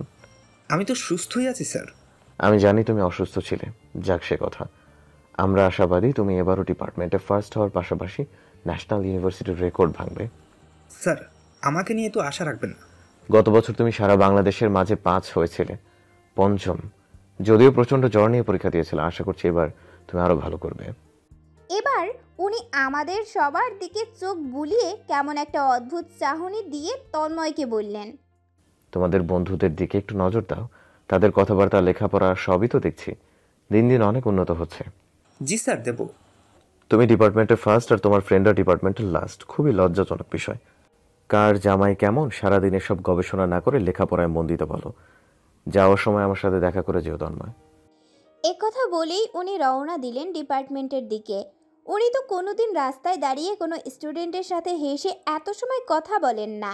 জীবনে প্রথমবার দেখলাম যাওয়ার সময় আমার দিকে আর চোখে তাকিয়ে দৃষ্টি কিছুক্ষণ স্থির রাখলেন। উনি তাকালেই আমার কী যে হয়ে যায় বুঝি না, এক অজানা অনুভূতি আর লজ্জার সংমিশ্রণ তৈরি হয়। মৃন্ময় বলল, সারা, তোর জামাই নিয়ে কথা বলেছি, ওইটা স্যার শুনে ফেলেছে। স্যারের চোখে কালার হইলাম, এমনি খচ্চর স্যার আরো নজরে পড়ে গেলাম। দেখ, আজে বাজে কথা বলবি না, আমি লাস্ট ওয়ার্নিং দিলাম, ওনাকে নিয়ে কিছুই বলবি না। কি হ্যান্ডসাম দেখেছিস? তুই এখন বিয়েতে এইটা ভুলে যাইস না, নজর দিস না, পাপ হবে পাপ। দীপ বলল, আসলে স্যার মনে হয় নিজেকে ফিট রাখার ভীষণ চেষ্টা করেন, নইলে এত হ্যান্ডসাম কিভাবে হতে পারে মানুষ। ছোঁয়া তন্ময়ের দিকে তাকিয়ে বলল, তুই সারাকে কি দিয়েছিস তন্ময়? ওদের মধ্যে কিছু? তন্ময় ঘাড় কাত করে একবার তাকালো ছোঁয়ার দিকে, কিন্তু উত্তর দিল না। ইদানিং তন্ময় ছোঁয়ার জন্য আর পাগলামি করে না, সব সময় এড়িয়ে যায়। ছোঁয়া তন্ময়ের সাথে কথা বলার চেষ্টা করেই যাচ্ছে, কিন্তু লাভের লাভ কিছুই হচ্ছে না। ছোঁয়ার যে মানসিক অবস্থা, তাতে এই মুহূর্তে একজন ভালোবাসার মানুষ ভীষণ দরকার, আর সেই মানুষটা তন্ময় হলেই বেটার হয়। তন্ময়ের পিছনে দীপ আর মৃন্ময়ও এগিয়ে গেল। ছোঁয়ার মুখটা মুহূর্তের মাঝে কেমন মলিন হয়ে গেল। ছোঁয়ার কাঁধে হাত রেখে বললাম, ওশানের জন্য কষ্ট হয় তোর? ছি সারা, এটা ভাবছিস কিভাবে? কেন কষ্ট হবে?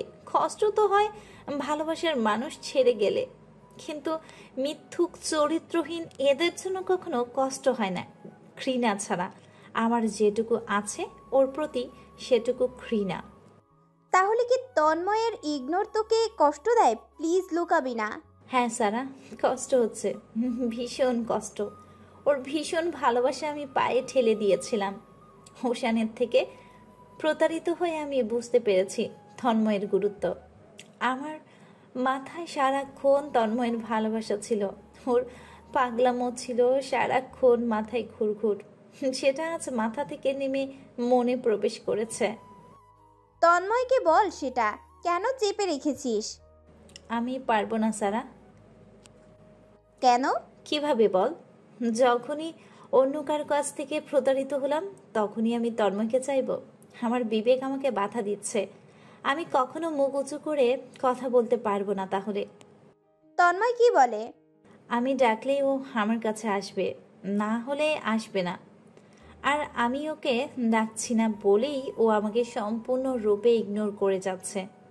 দেখ তন্ময় তোকে কত ভালোবাসে। বলছি যে জীবন থেকে যে দিনটা যাচ্ছে ওটাই ফুরিয়ে যাচ্ছে।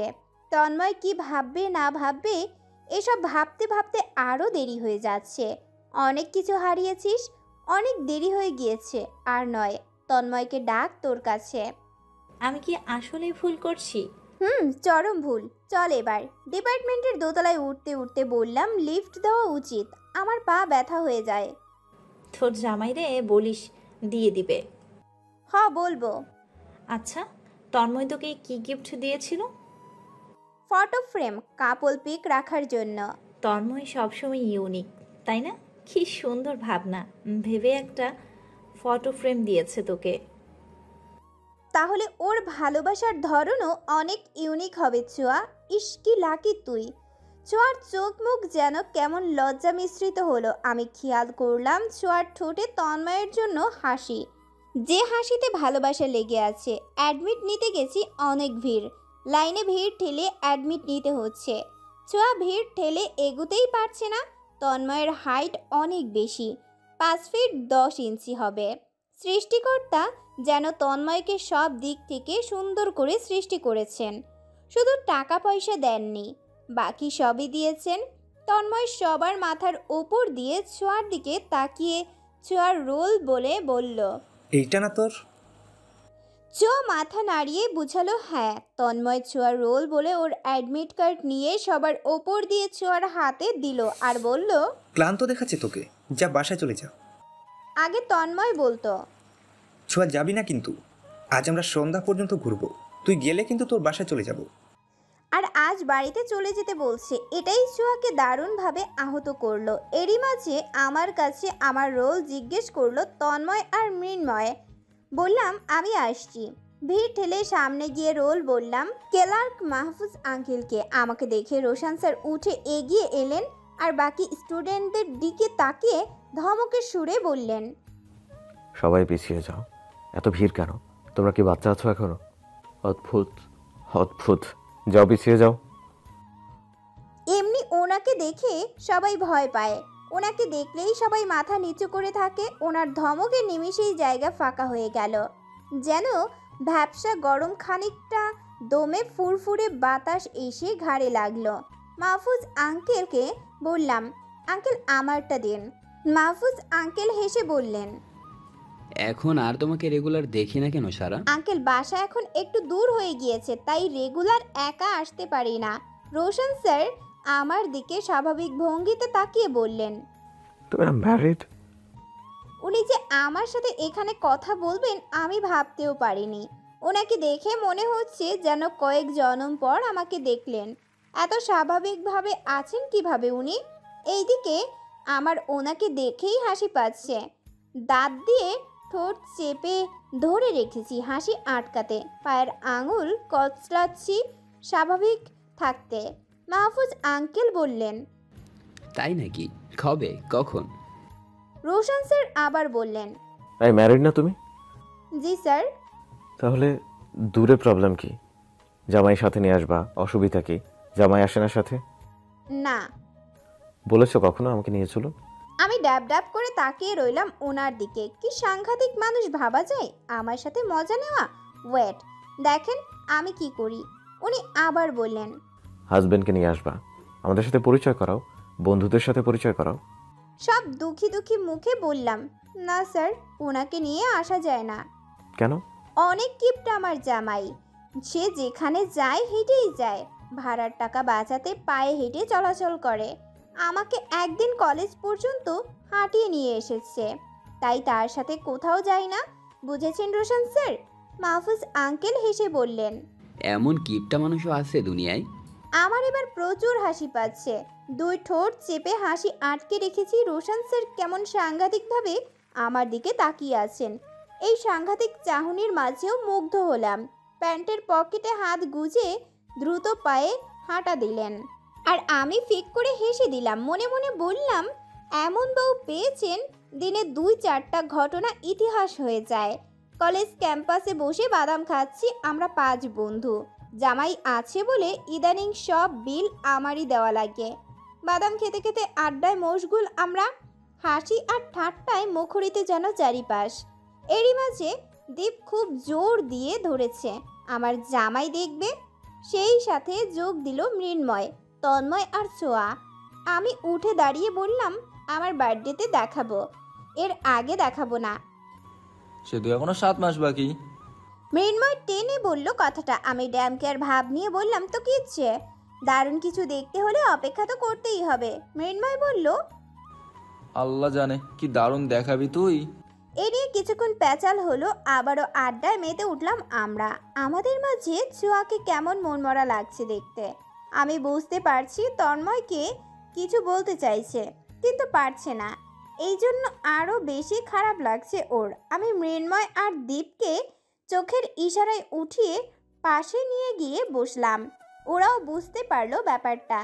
দীপ এই বয়সে সিগারেটও খায়, খুব একটা নেশা তা নয়, তবে প্রায়শই ও সিগারেট খায়। সাথে মৃন্ময়ও মাঝে মধ্যে সঙ্গ দেয়, তবে তন্ময় খায় না। দীপ বলল, মিনময় চল পানি খেয়ে আসি। আমি পানির বোতল এগিয়ে দিয়ে বললাম, নে খা। আমি এ পানি খাবো না। তাহলে কোন পানি? মৃন্ময় বলল, এ পানি সে পানি নয়, ও মনে হয় পেট খালি করতে যাবে। পেট খালি মানে? মানে পানি ত্যাগ করতে যাবে, সাথে ধোয়া উড়াতে। শয়তানের দল, দূর হ। দ্রুত নিয়ে যাই, নাহলে আবার সমস্যা করতে পারে। সেদিন বিছানাতেই পানি ত্যাগ করেছে, স্বপ্ন দেখেছে বাইরে করেছে, সেটা বিছানাতেই সেরেছে। দীপ মৃন্ময়কে লাথি মেরে বলল, সালা ফাউল কোথাকার। ওরা দুজন চলে গেল। তাকিয়ে আছি আমার থেকে কিঞ্চিত দূরে বসে থাকা দুজনে কপত কপতির দিকে। ছোঁয়া উঠে এসে তন্ময়ের পাশে বসলো। কিছু বলবে, ঠোঁট কাঁপছে, কিন্তু বলতে পারছে না। অনেকক্ষণ সে তাকিয়ে আছে। তন্ময় অবাক হয়ে তাকিয়ে আছে ছোঁয়ার দিকে। তন্ময়ের চোখ জুড়ে মুগ্ধতা, স্নিগ্ধতা। মন ভরে দেখছে ছোঁয়াকে। এ যেন দীর্ঘদিনের পিপাসিত চক্ষু আর তৃষ্ণা নিবারণ করছে। জীবনে প্রথমবার তন্ময়ের অনুভূতিতে সায় দিয়ে ছোঁয়া তার পাশে বসেছে। তন্ময়ের এক জীবনের দুর্বলতা ছোঁয়া, এক জীবনের সাধনা, এক জীবনের ভালোবাসা। মানুষ বলে না, সুদর্শন ছেলেরা কখনো এক নারীতে আসক্ত হয় না। তন্ময়কে দেখলে সেই ধারণা ভুল প্রমাণিত হবে। ছোঁয়ার গালে তন্ময় হাত রেখে বলল, কিছু বলবি? ছোঁয়ার কম্পিত ঠোঁট আরও কেঁপে উঠল। মাথা নাড়িয়ে বুঝালো, বল। তাহলে বল, দেরি করছিস কেন? আর কত দেরি করবি? আমি বললেও কি তুই বিলিভ করবি তন্ময়? একবার বলেই দেখ। আমি পারছি না তন্ময়, আর পারছি না। কি ভেবেছিস তোকে ইগনোর করছি? এই যে ওশানের কারণে কষ্ট পেলি, আমি তোর সেই কষ্টটা অনুভব করিনি? তুই যে প্রতিনিয়ত কষ্ট পাচ্ছিস, আমি খেয়াল করছি না? বরং আগের থেকে একটু বেশি খেয়াল রাখি তোর। সারাক্ষণ তোর মলিন মুখটা আমাকে যন্ত্রণা দেয়। আমি পড়ছি ছোঁয়া, প্রতিনিয়ত জ্বলছি তোর কষ্ট দেখে। মৃন্ময় যে এক্সট্রা নতুন আইডি খুলেছে, ওটা আমারই আইডি। সারা রাত তোকে একা কষ্ট পেতে দিইনি। আমি জানি তোর ঘুম হয় না রাতে, তাই সারা রাত তোর সাথে জেগে চ্যাটিং করি। আমাকে লাস্ট চান্স দিবি তন্ময় তোকে ভালোবাসার? একটা চান্স। আমি তোকে ভালোবাসি বলার সাহস পাচ্ছি না, কারণ আমি সময় থাকতে তোকে গুরুত্ব দেইনি। যখন ভীষণ ধাক্কা খেয়েছি জীবনে, তখনই উপলব্ধি করতে পেরেছি তুই ঠিক আমার জন্য। কিছুদিন একাকী থেকে উপলব্ধি করেছি তুই আমার কাছে কতটা গুরুত্বপূর্ণ। তোকে নিয়ে তো আলাদা করে কখনো ভাবিনি, তবুও তোর ইগনোর কেন আমাকে কষ্ট দিল? কেন মনে হলো তুই ছাড়া কিছু নেই আমার? আমার পুরো পৃথিবী শূন্য। সারাক্ষণ আমার সাথে সাথে থেকেছিস, তাই আমি অনুভব করতে পারিনি তোর অভাব। তুই যদি বহু আগে আমাকে ইগনোর করতি, আমি বোধহয় বহু আগেই বুঝে যেতাম আমি তোকে ভালোবাসি। তন্ময়, আমি শেষ হয়ে গেছি। আমি ঠকেছি, ভীষণ আঘাত পেয়েছি। আমি এত বোকা। কে ভালোবাসার মানুষ, কে অভিনেতা, এটাই বুঝতে পারিনি। ছোঁয়া অঝরে কাঁদছে, কেঁদেই যাচ্ছে। দীর্ঘদিনের গ্লানি বোধহয় এবারই বেরিয়ে যাবে। আমি তোকে প্রেম করার কোনো সুযোগ দিব না ছোঁয়া। সরি। তাহলে বউ হবি আমার? ছোঁয়া হেসে দিল। কান্না ভেজা মুখে হাসির প্রলেপটা দারুণ লাগছে। আপাতত গরিব আছি, পারবি একটা টিনের ঘরের নিচে আমার সাথে থাকতে? পারবো। পরীক্ষা যেদিন শেষ ওই দিনই আমরা বিয়ে করব, মনে থাকে যেন। বাড়িতে গিয়ে জানিয়ে দিবি তোকে একবার পেয়েছি, আর হারানোর রিস্ক নিতে চাচ্ছি না। তন্ময় ছোঁয়ার হাতের উপর হাত রাখলো, দুজনেই মুখে হাসি। এখন শুধু পরীক্ষা শেষ হওয়ার অপেক্ষা। বাড়ি ফিরে ফ্রেশ হয়ে পড়তে বসলাম। সন্ধ্যা গড়িয়ে রাত হলো। তন্ময়ের দেওয়া ফটো ফ্রেমটা ড্রেসিং টেবিলের উপর রাখলাম। খুব ইচ্ছা করছে আমাদের দুজনের একটা ফটো রাখতে। খাটের উপর মাথার দিকে সোজা ওয়ালে একটা ফ্রেমে অনেকগুলো মুখ ক্যামেরায় বন্দী। রোশন স্যার আর তার বন্ধুরা। একটা সাজেক ভ্রমণের পিকচার। সবার মাঝে আমার চোখ আটকালো ওনার দিকে। সন্ধ্যা থেকে একটানা বই পড়ে মাথা ধরেছে। এ বাড়িতে এখন কেমন দম বন্ধ লাগে আমার। আমার গল্প করা বা কথা বলার মতো কেউ নেই। একমাত্র উনি এলেই মনে হয় চারিদিক মুখরিত। ফোন হাতে নিয়ে ওনার নাম্বারটা ডায়াল করেও কেটে দিলাম। কি বলবো ফোন করে? আমার বলতে ইচ্ছা করছে আমার একা ভালো লাগছে না, আপনি আসুন, কিন্তু লজ্জায় সেটা পারছি না। ফোনটা বিছানায় ফেলে দিলাম। সাথে সাথেই ফোনটা বেজে উঠল তড়িৎ গতিতে। ফোনের দিকে তাকালাম। তাকিয়ে দেখি ওনার নাম্বারটা ভাসছে। দ্রুতই ফোনটা রিসিভ করে কানে দিলাম। ফোনের ওপাশ থেকে মোহনীয় কণ্ঠস্বরে উনি বললেন, বলো। কি বলবো?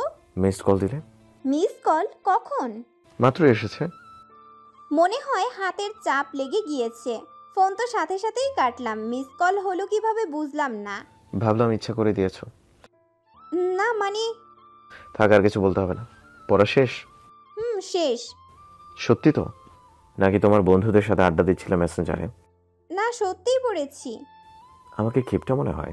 হ্যাঁ মনে হয়। কোন দিক দিয়ে? অনেক দিক দিয়ে। বিয়ে করেছেন, কখনো কিছু গিফট করেছেন? গিফট করতে হয় বিয়ে করলে? অবশ্যই। ড্রেসিং টেবিলের ড্রয়ারে চাবি আছে, চাবি নিয়ে আলমারি খোলো। কেন? কেনর উত্তর ওখানে আছে। ড্রেসিং টেবিলের ড্রয়ার থেকে চাবি নিয়ে আলমারি খুললাম। উনি লাইনেই আছেন। খুলেছ? হ্যাঁ। কতগুলো প্যাকেট আছে দেখো। এ তো আপনি প্রায়ই বাসায় ফেরার সময় নিয়ে আসেন। আনি, কখনো তো খুলে দেখোনি। আপনার দরকারি জিনিস কি আমার হাত দেওয়া উচিত হবে? ওখান থেকে একটা শাড়ি পরে রেডি হও, আমরা বাইরে ঘুরতে যাব। এত রাতে? ঘোরার জন্য তো রাতই উত্তম। যদি তোমার সমস্যা থাকে তাহলে থাক। না, কিসের সমস্যা? কি বলছেন? আলমারিতে 5টা প্যাকেট, প্যাকেট 5টা বের করে দেখি 5টা শাড়ি। প্রতিটা প্যাকেটেই শাড়ির সাথে ম্যাচিং গহনা আর পাথরের চুড়ি। আমি দেখেছি মাঝে মধ্যে উনি প্যাকেট নিয়ে ঘরে ঢোকেন, দুদিন ওয়ার্ড্রোবের ওপর রেখে তারপর আলমারিতে উঠিয়ে রেখেছেন। অথচ আমাকে বলেননি তোমার জন্য, কিন্তু প্যাকেটের গায়ে ঠিকই লেখা আছে তোমার জন্য। 5টা শাড়ির মাঝে সাদা শাড়িটার দিকে নজর গেল। জর্জেট শাড়িটা ভালোভাবে পরে নিয়ে দুহাত ভর্তি স্টোনের সাদা চুড়ি পরলাম। চুড়িগুলো ভারী, তবে দেখতে খুব সুন্দর। মুঠো ভর্তি চুড়ি, কাজল, লিপস্টিক, কপালে ছোট্ট টিপ। খোলা চুলে আমাকে যেন অন্যরকম লাগছে। আয়না বারবার নিজেকে দেখছি, বিভিন্ন অ্যাঙ্গেলে দাঁড়িয়ে নিজেকে দেখছি। শুধু একটাই কথা উকি দিচ্ছে মনে, উনি কি মুগ্ধ হবেন? রেডি হওয়ার পর ছোট হ্যান্ড পার্সটা নিয়ে ওনাকে ফোন দিলাম। ফোন ধরতেই বললাম, কোথায় আপনি? রিক্সা নিয়ে রাস্তায় দাঁড়িয়ে আছি, চলে এসো। 1 মিনিট। এটুকু আসতে পারবে তো? পারবো, বাট বাইক নেবেন না? বাইক দিয়ে ঘুরে রাতের সৌন্দর্য উপভোগ করা গেলেও তারটা যাবে না। কারটা? প্রশ্ন না করে এসো। তড়িঘড়ি করে বেরিয়ে গেলাম। আকাশে গোল বৃত্তাকার চাঁদ, চারিদিক সোনালি আলোয় ঝিকিমিকি করছে। 2 মিনিটে রাস্তায় পৌঁছালাম। রাস্তায় একটা রিক্সা অপেক্ষা করছে। আমাকে দেখেই উনি রিক্সা থেকে উকি দিয়ে বললেন, এসো। রিক্সায় ওঠার সময় হাত এগিয়ে দিলেন উনি। ওনার হাতের ওপর হাত রাখার অনুভূতিটা ছিল চমৎকার। ওনার চোখে চোখ রেখে হাতে হাত রেখে রিক্সায় উঠলাম। আমার ঠোঁটে লজ্জা মিশ্রিত হাসি। রিকশায় বসতেই ওনার শরীরের সাথে সম্পূর্ণ মিশে গেলাম। উনি রিকশাওয়ালাকে বললেন, মামা চলেন। নির্জন রাস্তা, খোলা রিকশায় আমরা দুজন, মাথার ওপর চাঁদ, চারিদিকে চাঁদের আলো, ঝোপঝাড়ে জোনাক পোকা উঠছে, ফুরফুরে বাতাস বইছে, খোলা চুল উড়ে ওনার চোখে মুখে পড়ছে। সময়টা যেন স্বপ্নের মতো। মনের মাঝে এমনই ভালো লাগাময় শিহরণ বইছে। আনন্দে চিৎকার দিয়ে এই নির্জন প্রহরে বলতে ইচ্ছা করছে, ধন্যবাদ পৃথিবী, আমাকে এত সুখী করার জন্য, এত সুন্দর একটা রাত উপহার দেওয়ার জন্য, জীবনের শ্রেষ্ঠ মুহূর্ত উপহার দেওয়ার জন্য। ধন্যবাদ এই শ্যাম সুন্দর মানুষটাকে আমার আজকের সময়টা এত স্পেশাল করে তুলবার জন্য। একমাত্র একটা মেয়েই ভালো অনুভব করতে পারবে প্রিয় মানুষের সাথে এমন একটা মুহূর্ত কাটাবার আনন্দ কত ভয়াবহ।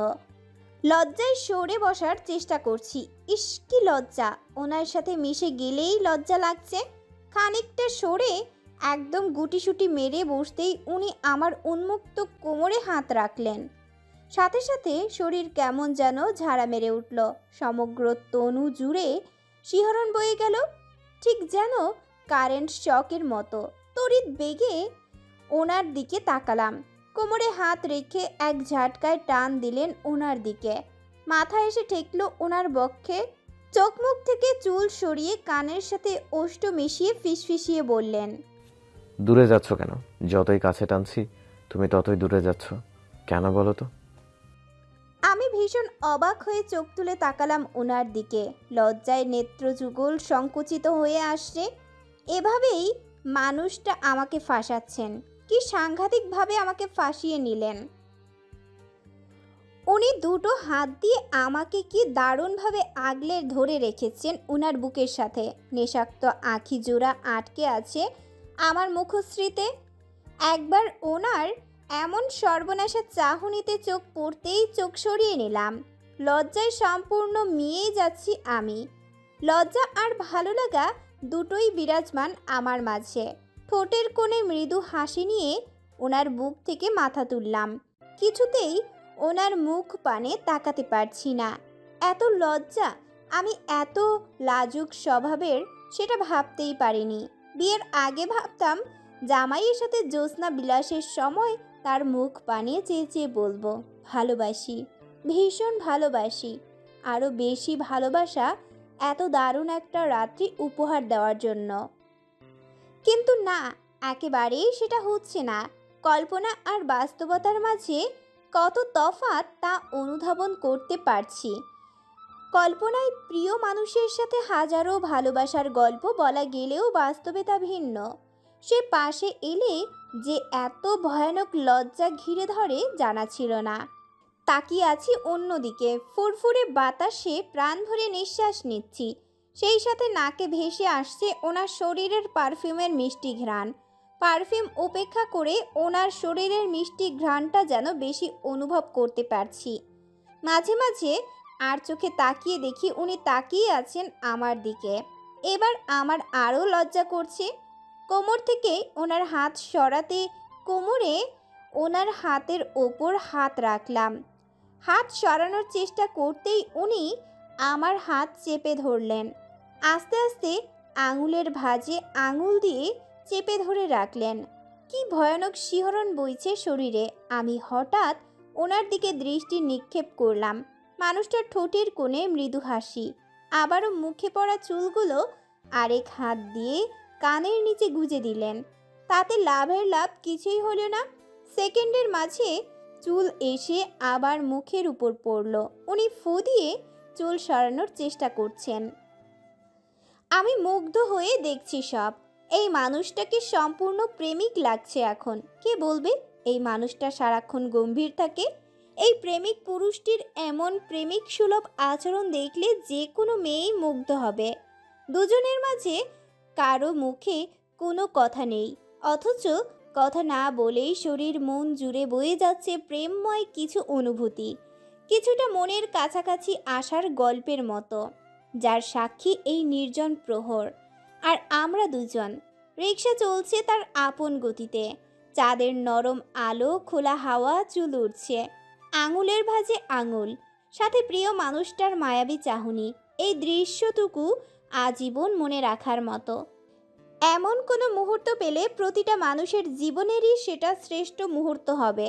রিক্সা চলতে চলতে অনেক দূর এগিয়ে গেল। এখনো বেশি রাত হয়নি। অবশ আর ভারী হয়ে আসা কণ্ঠে ওনার দিকে তাকিয়ে বললাম, আমরা কত দূর যাচ্ছি? আমাদের আজ কোনো গন্তব্য নেই। গন্তব্য নেই? না, পাশে তুমি আছো মানেই পৃথিবীর সব জায়গা সুন্দর, প্রতিটা স্থান সুন্দর, প্রতিটা মুহূর্ত সুন্দর। তাই নির্দিষ্ট কোনো গন্তব্য নেই। আমার পেছনে তাকার মতো কিছু নেই। আমি অবাক হয়ে তাকিয়ে আছি। উনি সত্যি এসব বলছেন? আমাকে বলছেন? আমি অনিমেষ তাকিয়ে আছি ওনার দিকে। বাকরুদ্ধ, স্তব্ধ আমি। পৃথিবীর কিছুই আমার কাছে বোধগম্য হচ্ছে না। এরই মাঝে রিকশাটি একটা বাজারে প্রবেশ করলো। বাজারটা বেশ বড়সড়। এখনো সব দোকান খোলা। প্রতিটা দোকানে দোকানে লাইট জ্বলছে। চারিদিক কেমন চকচক করছে। সামনেই চায়ের দোকান। এই এলাকার বিখ্যাত দুধ চা এই দোকানেই পাওয়া যায়। মানুষ যাতায়াত পথে গাড়ি থামিয়ে এক কাপ চা খেয়ে আবার যাত্রা শুরু করে। রিকশাওয়ালা নেমে বললেন, চা খাবেন? আলাউদ্দিনের বিখ্যাত চায়ের কথা শোনেননি? এটাই সেই দোকান। আইসেন যখন এক কাপ চা খেয়ে যান দুজন। আমি খাওয়াবো আপনাদের দুজনরে। আসেন, নেমে আসেন। উনি মিহি কণ্ঠে বললেন, আপনি খেতে থাকুন, আমরা আসছি। রিকশাওয়ালা নেমে চায়ের অর্ডার দিল। উনি আমার দিকে তাকিয়ে বললেন, চা খাবে? চা খেতে আমার বেশি ভালো লাগে না। তাহলে কি ভালো লাগে বলো, সেটাই এনে দিচ্ছি। যা ভালো লাগে তা তো নেই এখানে। যেখানেই থাকে হুকুম করলে হাজির হয়ে যাবে। বলো তো। হুকুম করব? অবশ্যই, রানীরা সারা জীবন হুকুমে করে এসেছে। আমি কি রানী নাকি? রানী তো।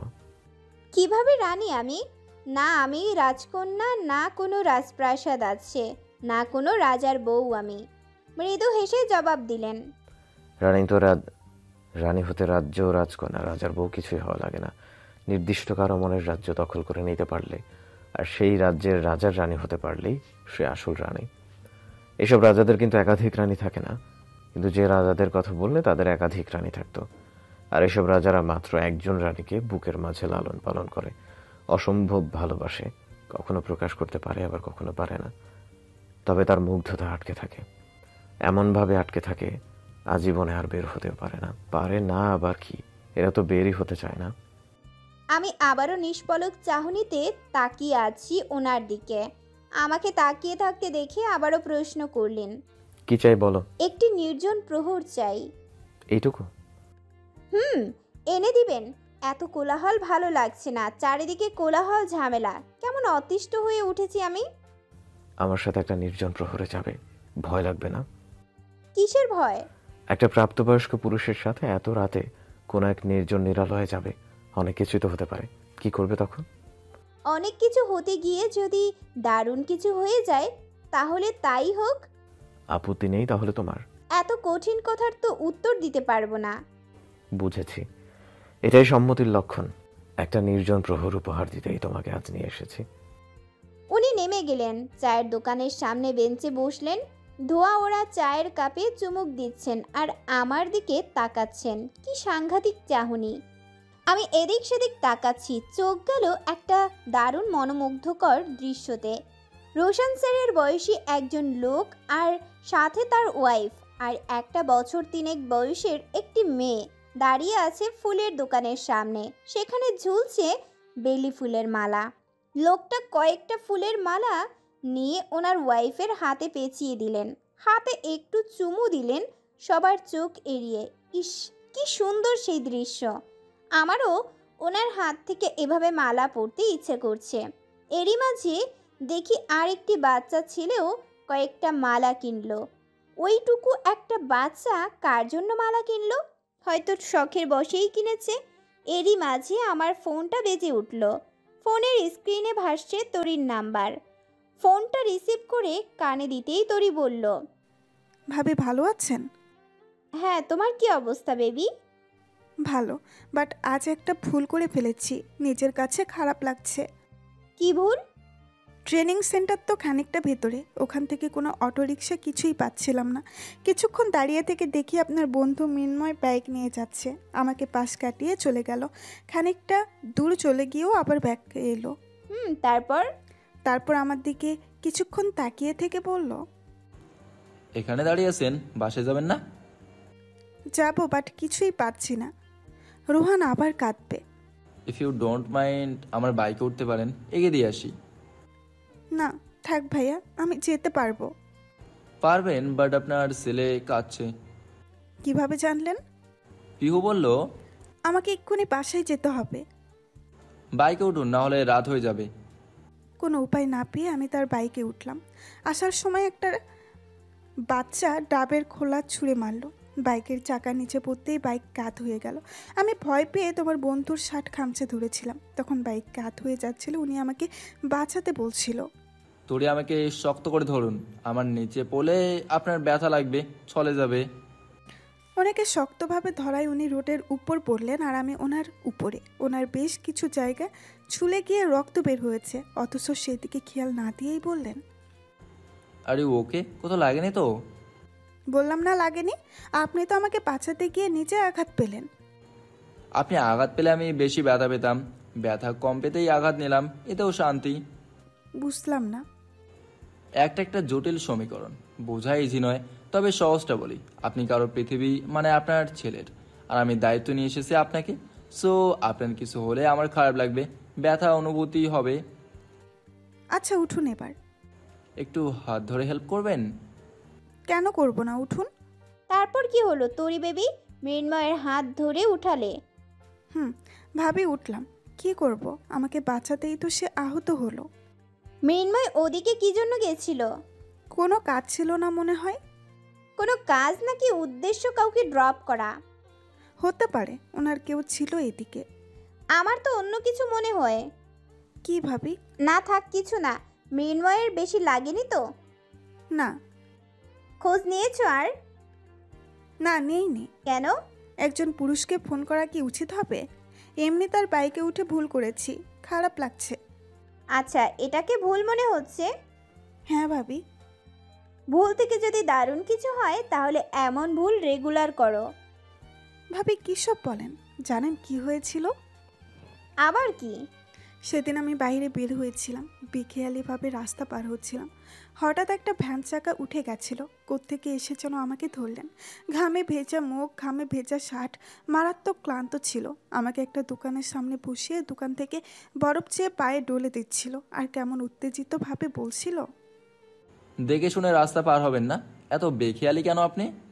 আমি বেশ অবাক হয়ে তাকিয়েছিলাম আপনার বন্ধুর দিকে। মানুষের বিপদে কিভাবে এগিয়ে আসে তাই দেখলাম। আরে বাহ, এত কিছু হয়ে যাচ্ছে। হচ্ছেই তো। রোহানের জন্য প্রতিদিন খাবার কিনে দিচ্ছে, আমি তো ঋণী হয়ে যাচ্ছি।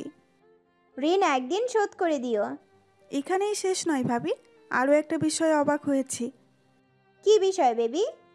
আমি যখন তোমার বন্ধুর সাথে বাসায় আসছিলাম তখন দেখি ওশান রোহানের জন্য বাইরে দাঁড়িয়ে আছে। আমাকে দেখে মৃন্ময়কে দেখে একটা বিশ্রী ভাষা দিয়ে বলল, এসেই নাং ধরা হয়ে গিয়েছে। সব কি ফ্রিতে দিয়ে টাকা ইনকাম করছিস? মৃন্ময় মানে তোমার বন্ধু। উনি খুব রেগে গেলেন, ওশানকে কয়েকটা ঘুষি মেরে বললেন, মাদারির বাচ্চা, সবাইকে নিজের মতো ভাবিস? এখানে পুঁতে দেব তোকে আজ। ওশান মৃন্ময়ের দিকে তাকিয়ে বলল, মৃন্ময়, তোর এত বড় সাহস, আমার বউকে নিয়ে ফুর্তি করছিস? মৃন্ময় আরও বেশি রেগে গিয়ে বলল, ডিভোর্সের পর কিসের বউ?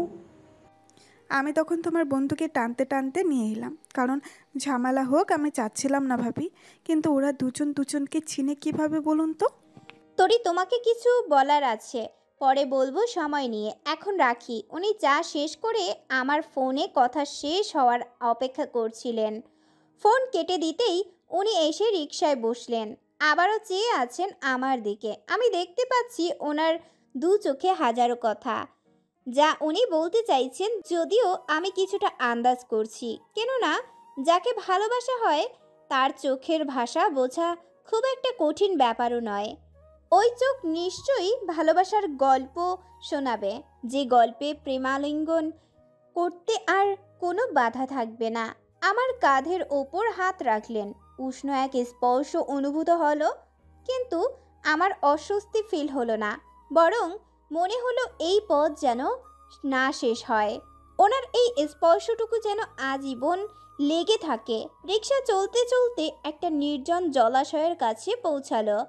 ছোট্ট একটা রিসোর্ট, যেখানে নাকি মানুষ প্রায় রাতে ঘুরতে আসে। ঘুরতে আসার আগের দিন বুকিং দিয়ে রাখতে হয়, শুধু বিবাহিত দম্পতিদের জন্য প্রযোজ্য। উনি রিক্সাওয়ালাকে টাকা দিয়ে বিদায় দিয়ে দিলেন।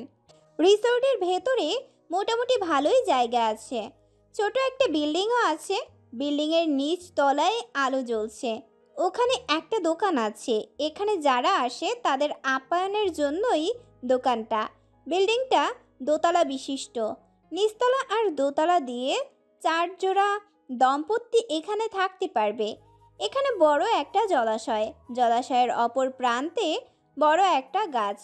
সে গাছের সাথে দোলনায় দুলছে একজোড়া আদুরে দম্পতি, প্রিয় মানুষকে আলিঙ্গন করে। ভালোবাসা সত্যিই সুন্দর, দেখলেই চোখ জুড়িয়ে যায়। আমরা জলাশয়ের পাড়ে গিয়ে বসলাম। জলাশয়ের ভেতরে পদ্ম পাতা, সাথে বড় বড় লাল পদ্ম ফুটে আছে। আমি পা পানিতে ভিজিয়ে বসলাম। আমাকে দেখে উনিও পানিতে পা ভেজালেন। আমি পা দুলাচ্ছি, পানিতে পানিতে খলখল শব্দ হচ্ছে। উনি আস্তে করে ওনার পা আমার পায়ের ওপর তুলে দিলেন। আমার চঞ্চল পা দুটো থেমে গেল। পানি থেকে দৃষ্টি সরে ওনার মুখ পানে গিয়ে স্থির হলো। অনেকক্ষণ ধরে একটা প্রশ্ন মনের মাঝে উকি দিচ্ছে। এবার প্রশ্নটা করেই ফেললাম। মিহি কণ্ঠেই বললাম, আমরা এখানে কেন এসেছি? এখানে তো মানুষ প্রেম করতে আসে, আমরা কেন এসেছি? উনি সহজভাবেই উত্তর দিলেন, আমরা অন্য কিছু করতে এসেছি। অন্য কিছু মানে কি? উনি হেসে ফেললেন। ওনার প্যান্টের পকেটে হাত গুজে কিছু একটা বের করতে করতে ওনার দিকে আমার একটা হাত টেনে নিলেন। আমি আবারও অবাক হলাম, এই মানুষটার এত পরিবর্তন কেন? এত পরিবর্তিত। উনি কয়েকটা বেলি ফুলের মালা বের করলেন। দেখা মাত্রই আমি সহসাই হেসে দিলাম। ইস, এটাই চাচ্ছিলাম। তখন আমি মনে মনে ঠোঁট কামড়ে তাকিয়ে আছি ওনার দিকে। প্রচণ্ড উত্তেজিত আমি, ভীষণ আনন্দিত। উনি বেলি ফুলের মালা আমার হাতে পেঁচিয়ে দিতে দিতে বললেন, আমি তখন দেখেছিলাম তুমি বেলি ফুলের মালার দিকে তাকিয়েছিলে। আমার সর্বক্ষণ খেয়াল থাকে তুমি কখন কি করছো। মনে মনে ভাবছিলে তোমার বড় একজন বুড়ো বয়স্ক আনরোমান্টিক মানুষ, এসব বুঝবে না, তাই তো? আমি রোমান্টিকতা বুঝি না, এটা ঠিক। তবে এসব টুকটাক সারপ্রাইজ বউকে দিতেই পারি। বউকে নিয়ে একটা নির্জন প্রহর কাটাতে পারি। একটা নয়, আরো 1000টা প্রহর কাটাতে পারি, যদি বউ চায় আর কি। একটু রাগী মুডেই বললাম, আপনি বুড়ো? বুড়ো আর কালো। আর কতবার বলবো, আপনি কালো নন, আপনি শ্যাম সুন্দর পুরুষ। এই মানুষটা নিজেও জানেন না সে কত হ্যান্ডসাম আর সুন্দর আমার চোখে। জানলে বোধহয় সব ছেলে শ্যাম পুরুষ হয়ে না জন্মানোর জন্য আফসোস করত। আচ্ছা বুঝলাম, আমার বউয়ের চোখে আমি শ্যাম সুন্দর। ওনার মুখে বউ সম্বোধনটাও আমাকে আরও লজ্জা দিচ্ছে। জীবনে প্রথমবার এমন আচরণ ওনার মাঝে দেখছি। আমি তাকিয়ে আছি আমার হাতের দিকে। উনি বললেন, কি দেখছো? আমার হাত। নিজের হাতে কি দেখছো? আমার হাত আজ এত সুন্দর লাগছে কেন? সুন্দরের কমতি ছিল কবে? ছিল আগে। আজ সুন্দর বেশি লাগার কারণ? শ্যাম সুন্দর পুরুষের ছোঁয়াতে আমার সবই অন্যরকম হয়ে যায়। তাই না? আবারও কিছুক্ষণ দুজন তাকিয়ে রইলাম জলাশয়ের দিকে। একটা ফুটন্ত পদ্মের পাশে চাঁদ দেখা যাচ্ছে। জলাশয়ের পানিকে যেন আয়নার মতো দেখাচ্ছে। ওনার গায়ে হাত দিয়ে বললাম, দেখুন, পানিতে আমার মুখ দেখা যাচ্ছে, একদম আয়নার মতো, তাই না? তুমি আসবে বলেই জলাশয়ের পানি আজ শুভ্র পবিত্র আয়না।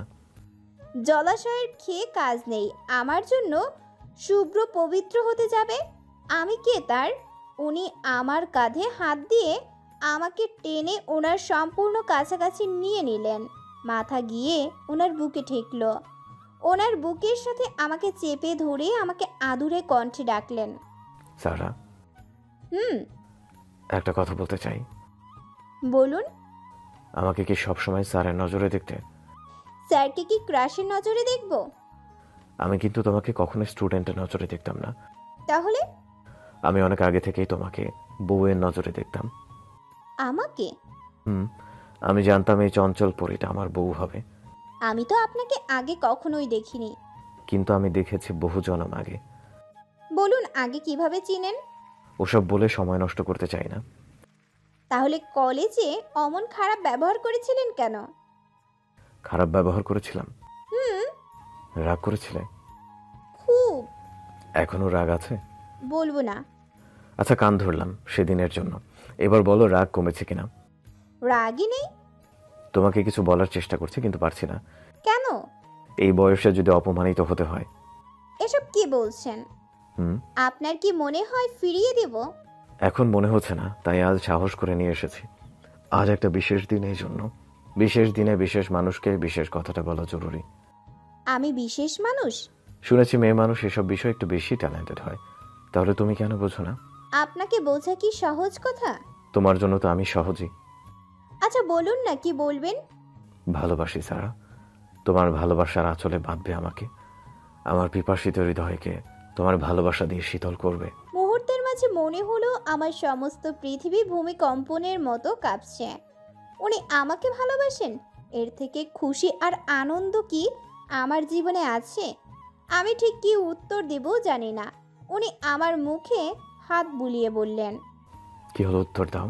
ভীষণ লজ্জায় আমি ওনাকে ধাক্কা মেরে ছুটে চলে এলাম বিল্ডিং এর কাছে।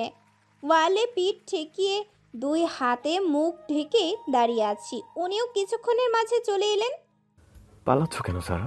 উত্তর নেই তোমার কাছে? চোখ মেলে দেখি উনি তাকিয়ে আছেন আমার দিকে। কাতর কণ্ঠে প্রশ্ন করলেন। আমি অন্যদিকে মুখ ঘুরিয়ে বললাম, আগে বলুন আজ বিশেষ দিন কেন? আজ আমার জন্মদিন। আগে বলবেন না? নিজের জন্মদিন কেউ কিছু বলে? কেউ বলে না বলে আপনি বলবেন না? না। আমি এখন কিভাবে উইশ করব আপনাকে? আমার কাছে কোনো গিফট নেই। জীবনের শ্রেষ্ঠ দামি গিফট দিতে পারো। কি? তোমার ভালোবাসা। আমি ড্যাব ড্যাব করে তাকালাম। লজ্জা পেলে? না। তোমার চোখে মুখে ভীষণ লজ্জা দেখেছি আমি। মাথা ঘুরছে, চা খাবো। চা খাবে? তুমি না খাও না?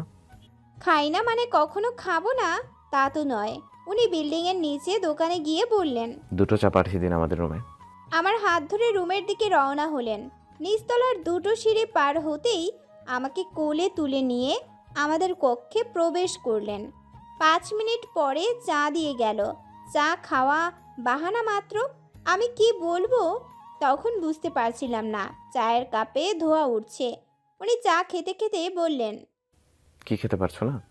না, গরম। উনি আমার চায়ের কাপে ফু দিতে দিতে আমার গালে ওষ্ঠ ডুবিয়ে বললেন, চা খেতে হবে না, চুমু খাও।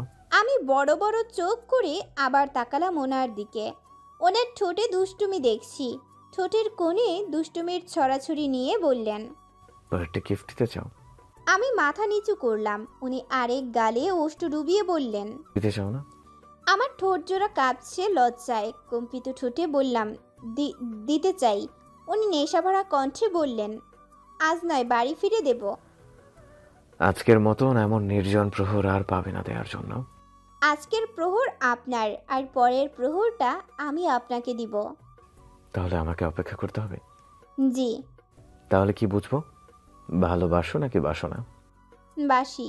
বুকের সাথে শক্তভাবে আলিঙ্গন করে বললেন, বেঁচে থাকার প্রার্থনাতে ইহকাল পরকাল তোমাকে এই পাশে চাই। আমি যেন এক জনমের প্রশান্তি পেলাম ওনার বুকে মাথা গুজে। কত শত আদর ভালোবাসায় ভরিয়ে দিল। ঘড়িতে সকাল 9টা বেজে 10 মিনিট। অনবরত ফোন বেজেই চলেছে। ফোনের রিংটোনের শব্দে ঘুম ভাঙল। চোখ পুরোপুরি খুলতে পারলাম না। ঘুমে চোখ এঁটে ধরছে। মাথাও কেমন যেন ভারী হয়ে আছে। ভোর রাতে রিসোর্ট থেকে ফিরে ঘুমিয়েছি। রিসোর্টের কথা মনে হতেই মনে পড়ে গেল কাল রাতের ঘটনা। কি সাংঘাতিক লজ্জাকর ছিল সেই মুহূর্ত। ভেবেই আবারও লজ্জা লাগছে আমার। মুহূর্তের মাঝেই ঠোঁট জুড়ে লজ্জা মিশ্রিত হাসির ছড়াছড়ি বয়ে গেল আমার। পাশে তাকিয়ে দেখি উনি উদাম শরীরে উপুর হয়ে ঘুমাচ্ছেন। একটা হাত আমার পেটের উপর দিয়ে আমাকে আবদ্ধ করে রাখা। এই মানুষটার মাঝে এত আবেগ, এত অনুভূতি, এত রোম্যান্স আছে বুঝতেই পারিনি। আচ্ছা, এসব না থাকারই বা কারণ কি? এসব থাকাই তো স্বাভাবিক। ওনার প্রফেশনের সাথে জুড়ে দেওয়া ট্যাগ অত্যন্ত সম্মানজনক। উনি একজন লেকচারার, মানে শিক্ষক। শিক্ষক বলেই যে তার মাঝে প্রেম, ভালোবাসা, রোম্যান্স থাকবে না এমন তো কোনো নিয়ম নেই। উনি কম বয়সে লেকচারার হয়েছেন, ওনাকে বুড়ো ভাবারও কারণ নেই। ফোনে রিংটোন থামছেই না, কি অসহ্য! কে এত সকালে ফোন দিচ্ছে? উনি ঘুম ঘুম কণ্ঠে বললেন, সারা প্লিজ স্টপ দ্য ফোন। বলেই বালিশ টেনে নিয়ে কানের উপর চেপে ধরে ঘুমানোর চেষ্টা করছেন। ওনার ঘুম ঘুম কণ্ঠেও যেন একটা নেশালো ভাব আছে। আমাকে কেমন নেশা ধরিয়ে দিল। কাউকে ভালো লাগলে বুঝি তার সবই ভালো লাগে। ফোনের স্ক্রিনে ভাসছে ছোঁয়ার নাম্বার। ফোন রিসিভ করে বললাম, ডাইনি মহিলা, এত ভোরে কি জন্য ফোন দিচ্ছিস? তোর জন্য আমার সব শেষ হয়ে গেল। এত ভোর? সিরিয়াসলি?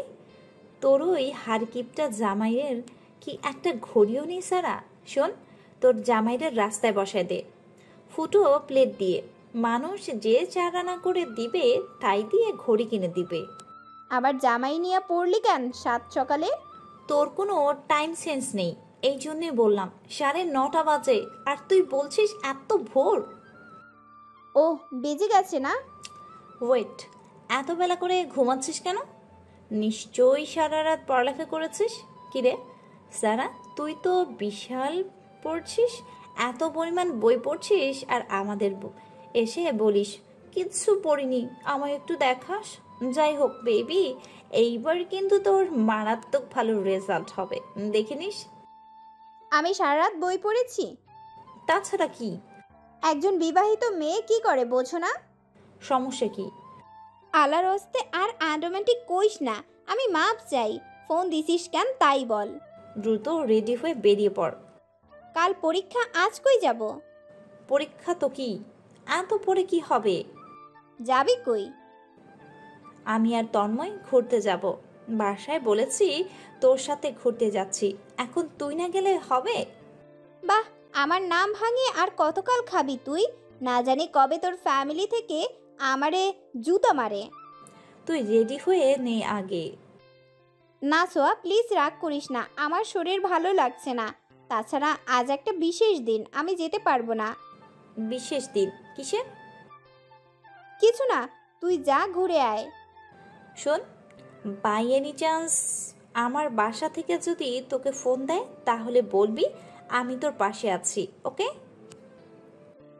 ওকে। বিছানা ছেড়ে উঠতেই চোখ গেল তন্ময়ের দেওয়া ফটো ফ্রেমের দিকে। দু ঠোঁটে মৃদু হাসি চলে এলো। কাল যে ওনার বুকে মাথা রেখে দুজনে জলাশয়ে পা ডুবিয়েছিলাম, সেই ছবি উনি কি কাল রাতেই ওই রিসোর্ট থেকেই ছবি প্রিন্ট করিয়ে এনেছেন? কি দারুণ লাগছে দেখতে। বিশেষ করে ওনাকে বেশি সুন্দর লাগছে। উনি অনিমেষ চেয়ে আছে আমার মুখশ্রীতে। ছবিতে হাত বুলিয়ে ঠোঁট ছুঁয়ে দিলাম। ওনাকে এত কিউট লাগছে, একটা চুমু না দিলেই নয়। ব্রাশ করে ফ্রেশ হয়ে বাইরে গেলাম। শাশুড়ির ভাতিজি জিনাত এসেছে। দুজনে বসে কি সমালোচনা করছে জানি না। গ্রিলে হেলান দিয়ে দাঁড়িয়ে আছে জিনাত। শাশুড়ি নিচে বসে বড় একটা গামলায় চাল নিয়ে নাড়াচাড়া করছেন। সাইডেই দাদু বসে আছেন। দাদুর খুব কাশি হয়েছে। তরি নেই যে ভোরে উঠেই আগে কার কি সমস্যা সেটা দেখবে। ইস, উচিত ছিল দাদুর জন্য আদা চা বানানো। রোশন স্যারও আদা চা ছাড়া খান না। আজ থেকে ওনার খুব যত্ন নিতে হবে। সারাদিন পরিশ্রম করে বাসায় আসেন, নিজের চা নিজেই করে খাচ্ছেন। আমাকে কখনো বলেনও না।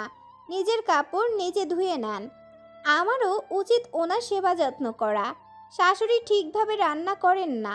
উনি বেশিরভাগ টাইমে বাইরে খাচ্ছেন, আবার আমার জন্য খাবার নিয়ে আসেন। এতে ভালোর ভালো কিছুই হচ্ছে না। আজ থেকে রান্নার দিকে খেয়াল দিতে হবে।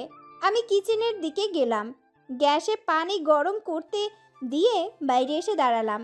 দাদু বারান্দায় বসে কাশছেন। কফ বাইরে ফেলতে গিয়ে বারান্দায় পড়ে গেল। জিনাত নাক সিটকে বলল, ছি, পরিবেশ নষ্ট। এভাবে কেউ ফ্লোরে কফ ফেলে? ফুফি, এসব সহ্য করো কিভাবে?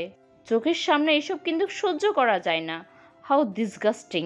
আমি কতদিন ভাত খেতে পারবো না তাও ঠিক নেই। দেখে বুম পাচ্ছি আমার, ইয়াক। শাশুড়ি দাদুর দিকে তাকিয়ে বেশ বিরক্তর সাথে বললেন, আচ্ছা বাবা, আপনার কি কোনো আক্কেল জ্ঞান নেই? এত দামি ঘরবাড়িতে আপনি এসব কিভাবে ফেলেন? এইটা কি আপনার আগের কালের মাটির ঘর? আপনার জন্য বাড়ির পরিবেশই নষ্ট। দুনিয়ায় আরও বুড়ো মানুষ আছে, কেউ তো আপনার মতো পিচাস না। জিনাত আরও বেশি মুখ সিটকে বলল, ফুফি, ওনার আয়ু আছে বলতে হয়, ওনার বয়সে কেউ বেঁচে নেই। দাদু থেকে আরো কম বয়সী মানুষ কিন্তু মারা গিয়েছে। আর কতদিন তোমাকে জ্বালাবে তারও ঠিক নেই। দাদুর মনটা খারাপ হয়ে গেল। কাতর কণ্ঠে বলল, আমি পরিষ্কার করে দিচ্ছি বৌমা, বুঝতে পারিনি, বাইরে ফেলতে গিয়েছিলাম, ভেতরে পড়ে গিয়েছে। আপনি তো আপনার মেয়ের বাড়ি গিয়েও কিছুদিন থেকে আসতে পারেন বাবা। না মানে আপনার প্রতি দায়িত্ব কি শুধু আপনার ছেলের একারই? জমি তো ভাগ করে ঠিকই মেয়ের অংশ মেয়েকে বুঝিয়ে দিয়েছেন। দুদিন যান, দেখবেন দুদূর করে তাড়িয়ে দিবে। বেশিরভাগ মানুষ তো বৃদ্ধকালে মেয়ের বাড়ি গিয়েই থাকে। আপনার জন্য কি আপনার মেয়ের বাড়িতে একবেলা ভাতও জোটে না? জিনাত বলল, ফুফি, ওনাকে কিন্তু খেতে দেওয়া উচিত নয়। উনি কিন্তু ইচ্ছে করে সারাকে রোশন ভাইয়ের সাথে বিয়ে দিয়ে এনেছে। উনি জানেন ফার্নিচার, গয়না, টাকা এসব দিবে বললে তুমি রাজি হয়ে যাবা। ওনার প্ল্যানই ছিল তোমাকে টাইট দেওয়ার। এই জন্যই সারার মতন উশৃঙ্খল, বেয়াদব, বেফর একটা মেয়েকে নিয়ে এসেছে। আর তোরিরও ছেলে নিয়ে বাইরে থাকার মতন এত সাহস কিন্তু হতো না। মেন কালফিট এই বুড়ো। আজকে আমার সাথে রোশন ভাইয়ের বিয়ে হলে কি তোমার কপালে এত দুঃখ হতো? বিয়ে হয়েছে তাতে কি? আমার ছেলের কি পচে গিয়েছে? তরিকে বিদায় করেছি, সারাকেও বিদায় করে দুই ছেলের আবার বিয়ে দিব। এক কাপ চা হাতে নিয়ে এগিয়ে গেলাম। দাদুর হাতে চায়ের কাপ দিয়ে বললাম, দাদু আদা চা খেয়ে ফেলুন, দেখবেন একদম সুস্থ হয়ে গিয়েছেন। দাদু চায়ের কাপে হাত নিয়ে বলল, তোর ফুফু শাশুড়িকে একটু ফোন করতো, আমি একটু বেড়াতে যাব। কোথাও যাওয়া হবে না আপনার দাদু, আপনি ছাড়া আমার ভালো লাগবে না। শোন, আসবো, তোর পরীক্ষা শেষ হোক, ততদিন একটু ঘুরে আসি। অনেকদিন মেয়েটাকে দেখি না, সেই তোর বিয়েতে এসেছিল আর আসেনি। দাদু, আমারও মনে হচ্ছে আপনি কিছুদিন ফুপির বাড়ি গিয়ে থাকলে কিছু মানুষকে জব্দ করতে আমার সুবিধা হতো। এরই মাঝে ওশান বাইক নিয়ে বাড়ির থেকে এসে বলল, আমারে চা দাও। জিনাত বলল, ফুফি, আমারও চা খেতে মন চাচ্ছে। শাশুড়ি আমার দিকে তাকিয়ে বলল, সারা সবাইকে চা দাও। দিচ্ছি বলে গ্রিল দিয়ে বাইরে থুথু ফেলতে গিয়ে সেটা পড়লো জিনাতের মুখে। জিনাত কেমন রাগান্বিত দৃষ্টিতে তাকিয়ে আছে আমার দিকে। মুহূর্তের মাঝে চেঁচামেচি শুরু করে বলল, তুমি আমার মুখে থু ফেললে কেন? আমি ড্যাম কেয়ার ভাব নিয়ে বললাম, তুমি গ্রিল ঘেঁষে দাঁড়িয়ে আছো কেন? আমি গ্রিল দিয়ে বাইরে ফেলতে গেছি, তোমার মুখে পড়েছে, আমি কি করব? আমি ইনোসেন্ট, আমার কোনো দোষ নেই। এক্ষুনি আমার মুখ থেকে থু পরিষ্কার করো, আজ কিন্তু বাড়াবাড়ি রকমের কিছু হয়ে যাবে। পারবো না। কি করবে তুমি? পারবে না মানে? মগের মুলুক পেয়েছো? তুমি না, তোমার ঘাট পারবে। ততক্ষণে শুকিয়ে যাচ্ছে তোমার গালে। আমি আবার বলছি, পরিষ্কার করো। কেন পরিষ্কার করব? আমার পথের সামনে এসে তুমি দাঁড়িয়েছো। আমার পথে যে বাধা হয়ে দাঁড়ায় আমি তাকে ছাড় দিতে পারি না আপু। What do you mean? এই যে গ্রিল আর আমার মধ্যে ছিলে, থুথু খেলে। তোমার মতন বেয়াদব আর ফালতু মেয়ে দুনিয়াতে নেই। বাই দ্য রোড জিনাত আপু, ফ্লোরে কাশি পড়াতে তো তোমার দারুণ ঘৃণা লাগলো, এখন মুখে থুথু লাগলো, কি করবে? মুখ কেটে ফেলবে? কেটে ফেলাই উচিত, কারণ অনেক ঘৃণা বলে কথা। তুমি ফ্লোরের সাথে আমার মুখের তুলনা করছো? নিজেই বুঝে নাও। এবার বলো, কবে মরবে আপু তুমি? তোমার 40টা খাবো কবে? হোয়াট? এই মেন্টাল মেয়ে কী সব বলছো? তোমার থেকে কম বয়সী অনেকে মারা গিয়েছে, সেই হিসেবে দীর্ঘায়ু তোমার। এতদিন কিভাবে বেঁচে আছো? বিশেষ কোনো শক্তি পেয়েছো? দৈব পাওয়ার? কেমন লাগছে গল্পটা? সিজন 2 খুব তাড়াতাড়ি আসবে, অনুগ্রহ করে সবাই পাশেই থাকুন। ধন্যবাদ। জানি না সে হৃদয়ে কখন এসেছে, প্রাণের মাঝে দোলা দিয়েছে, আমারে মনে কারে যেন ভালোবেসেছে, আমারে মনে কারে যেন ভালোবেসেছে। জানি না সে হৃদয়ে কখন এসেছে, প্রাণের মাঝে দোলা দিয়েছে, আমারে মনে কারে যেন ভালোবেসেছে, আমারে মনে কারে যেন ভালোবেসেছে। ও হো হো, আহা হা, আহা হা। আকাশে দেখি কত স্বপ্ন, মেঘে মেঘে আনে মায়া লগ্ন, আকাশে দেখি কত স্বপ্ন, মেঘে মেঘে আনে মায়া লগ্ন, পাখির কাকলিতে বুঝি সে আজ, পাখির কাকলিতে বুঝি সে আজ কত কথা বলে গিয়েছে, আমারে মনে কারে যেন ভালোবেসেছে, আমারে মনে কারে যেন ভালোবেসেছে। জানি না সে হৃদয়ে কখন এসেছে, প্রাণের মাঝে দোলা দিয়েছে, আমারে মনে কারে যেন ভালোবেসেছে, আমারে মনে কারে যেন ভালোবেসেছে। ও হো হো, আহা হা, আহা হা। আমায় সে চায় তবু চায় না, তারে কেন ধরে রাখা যায় না, আমায় সে চায় তবু চায় না, তারে কেন ধরে রাখা যায় না। জীবন মরণেতে আমি যে তার, জীবন মরণেতে আমি যে তার, সে কি তবে জেনে নিয়েছে, আমারে মনে কারে যেন ভালোবেসেছে, আমারে মনে কারে যেন ভালোবেসেছে। জানি না সে হৃদয়ে কখন এসেছে, প্রাণের মাঝে দোলা দিয়েছে, আমারে মনে কারে যেন ভালোবেসেছে, আমারে মনে কারে যেন ভালোবেসেছে, আমারে মনে কারে যেন ভালোবেসেছে।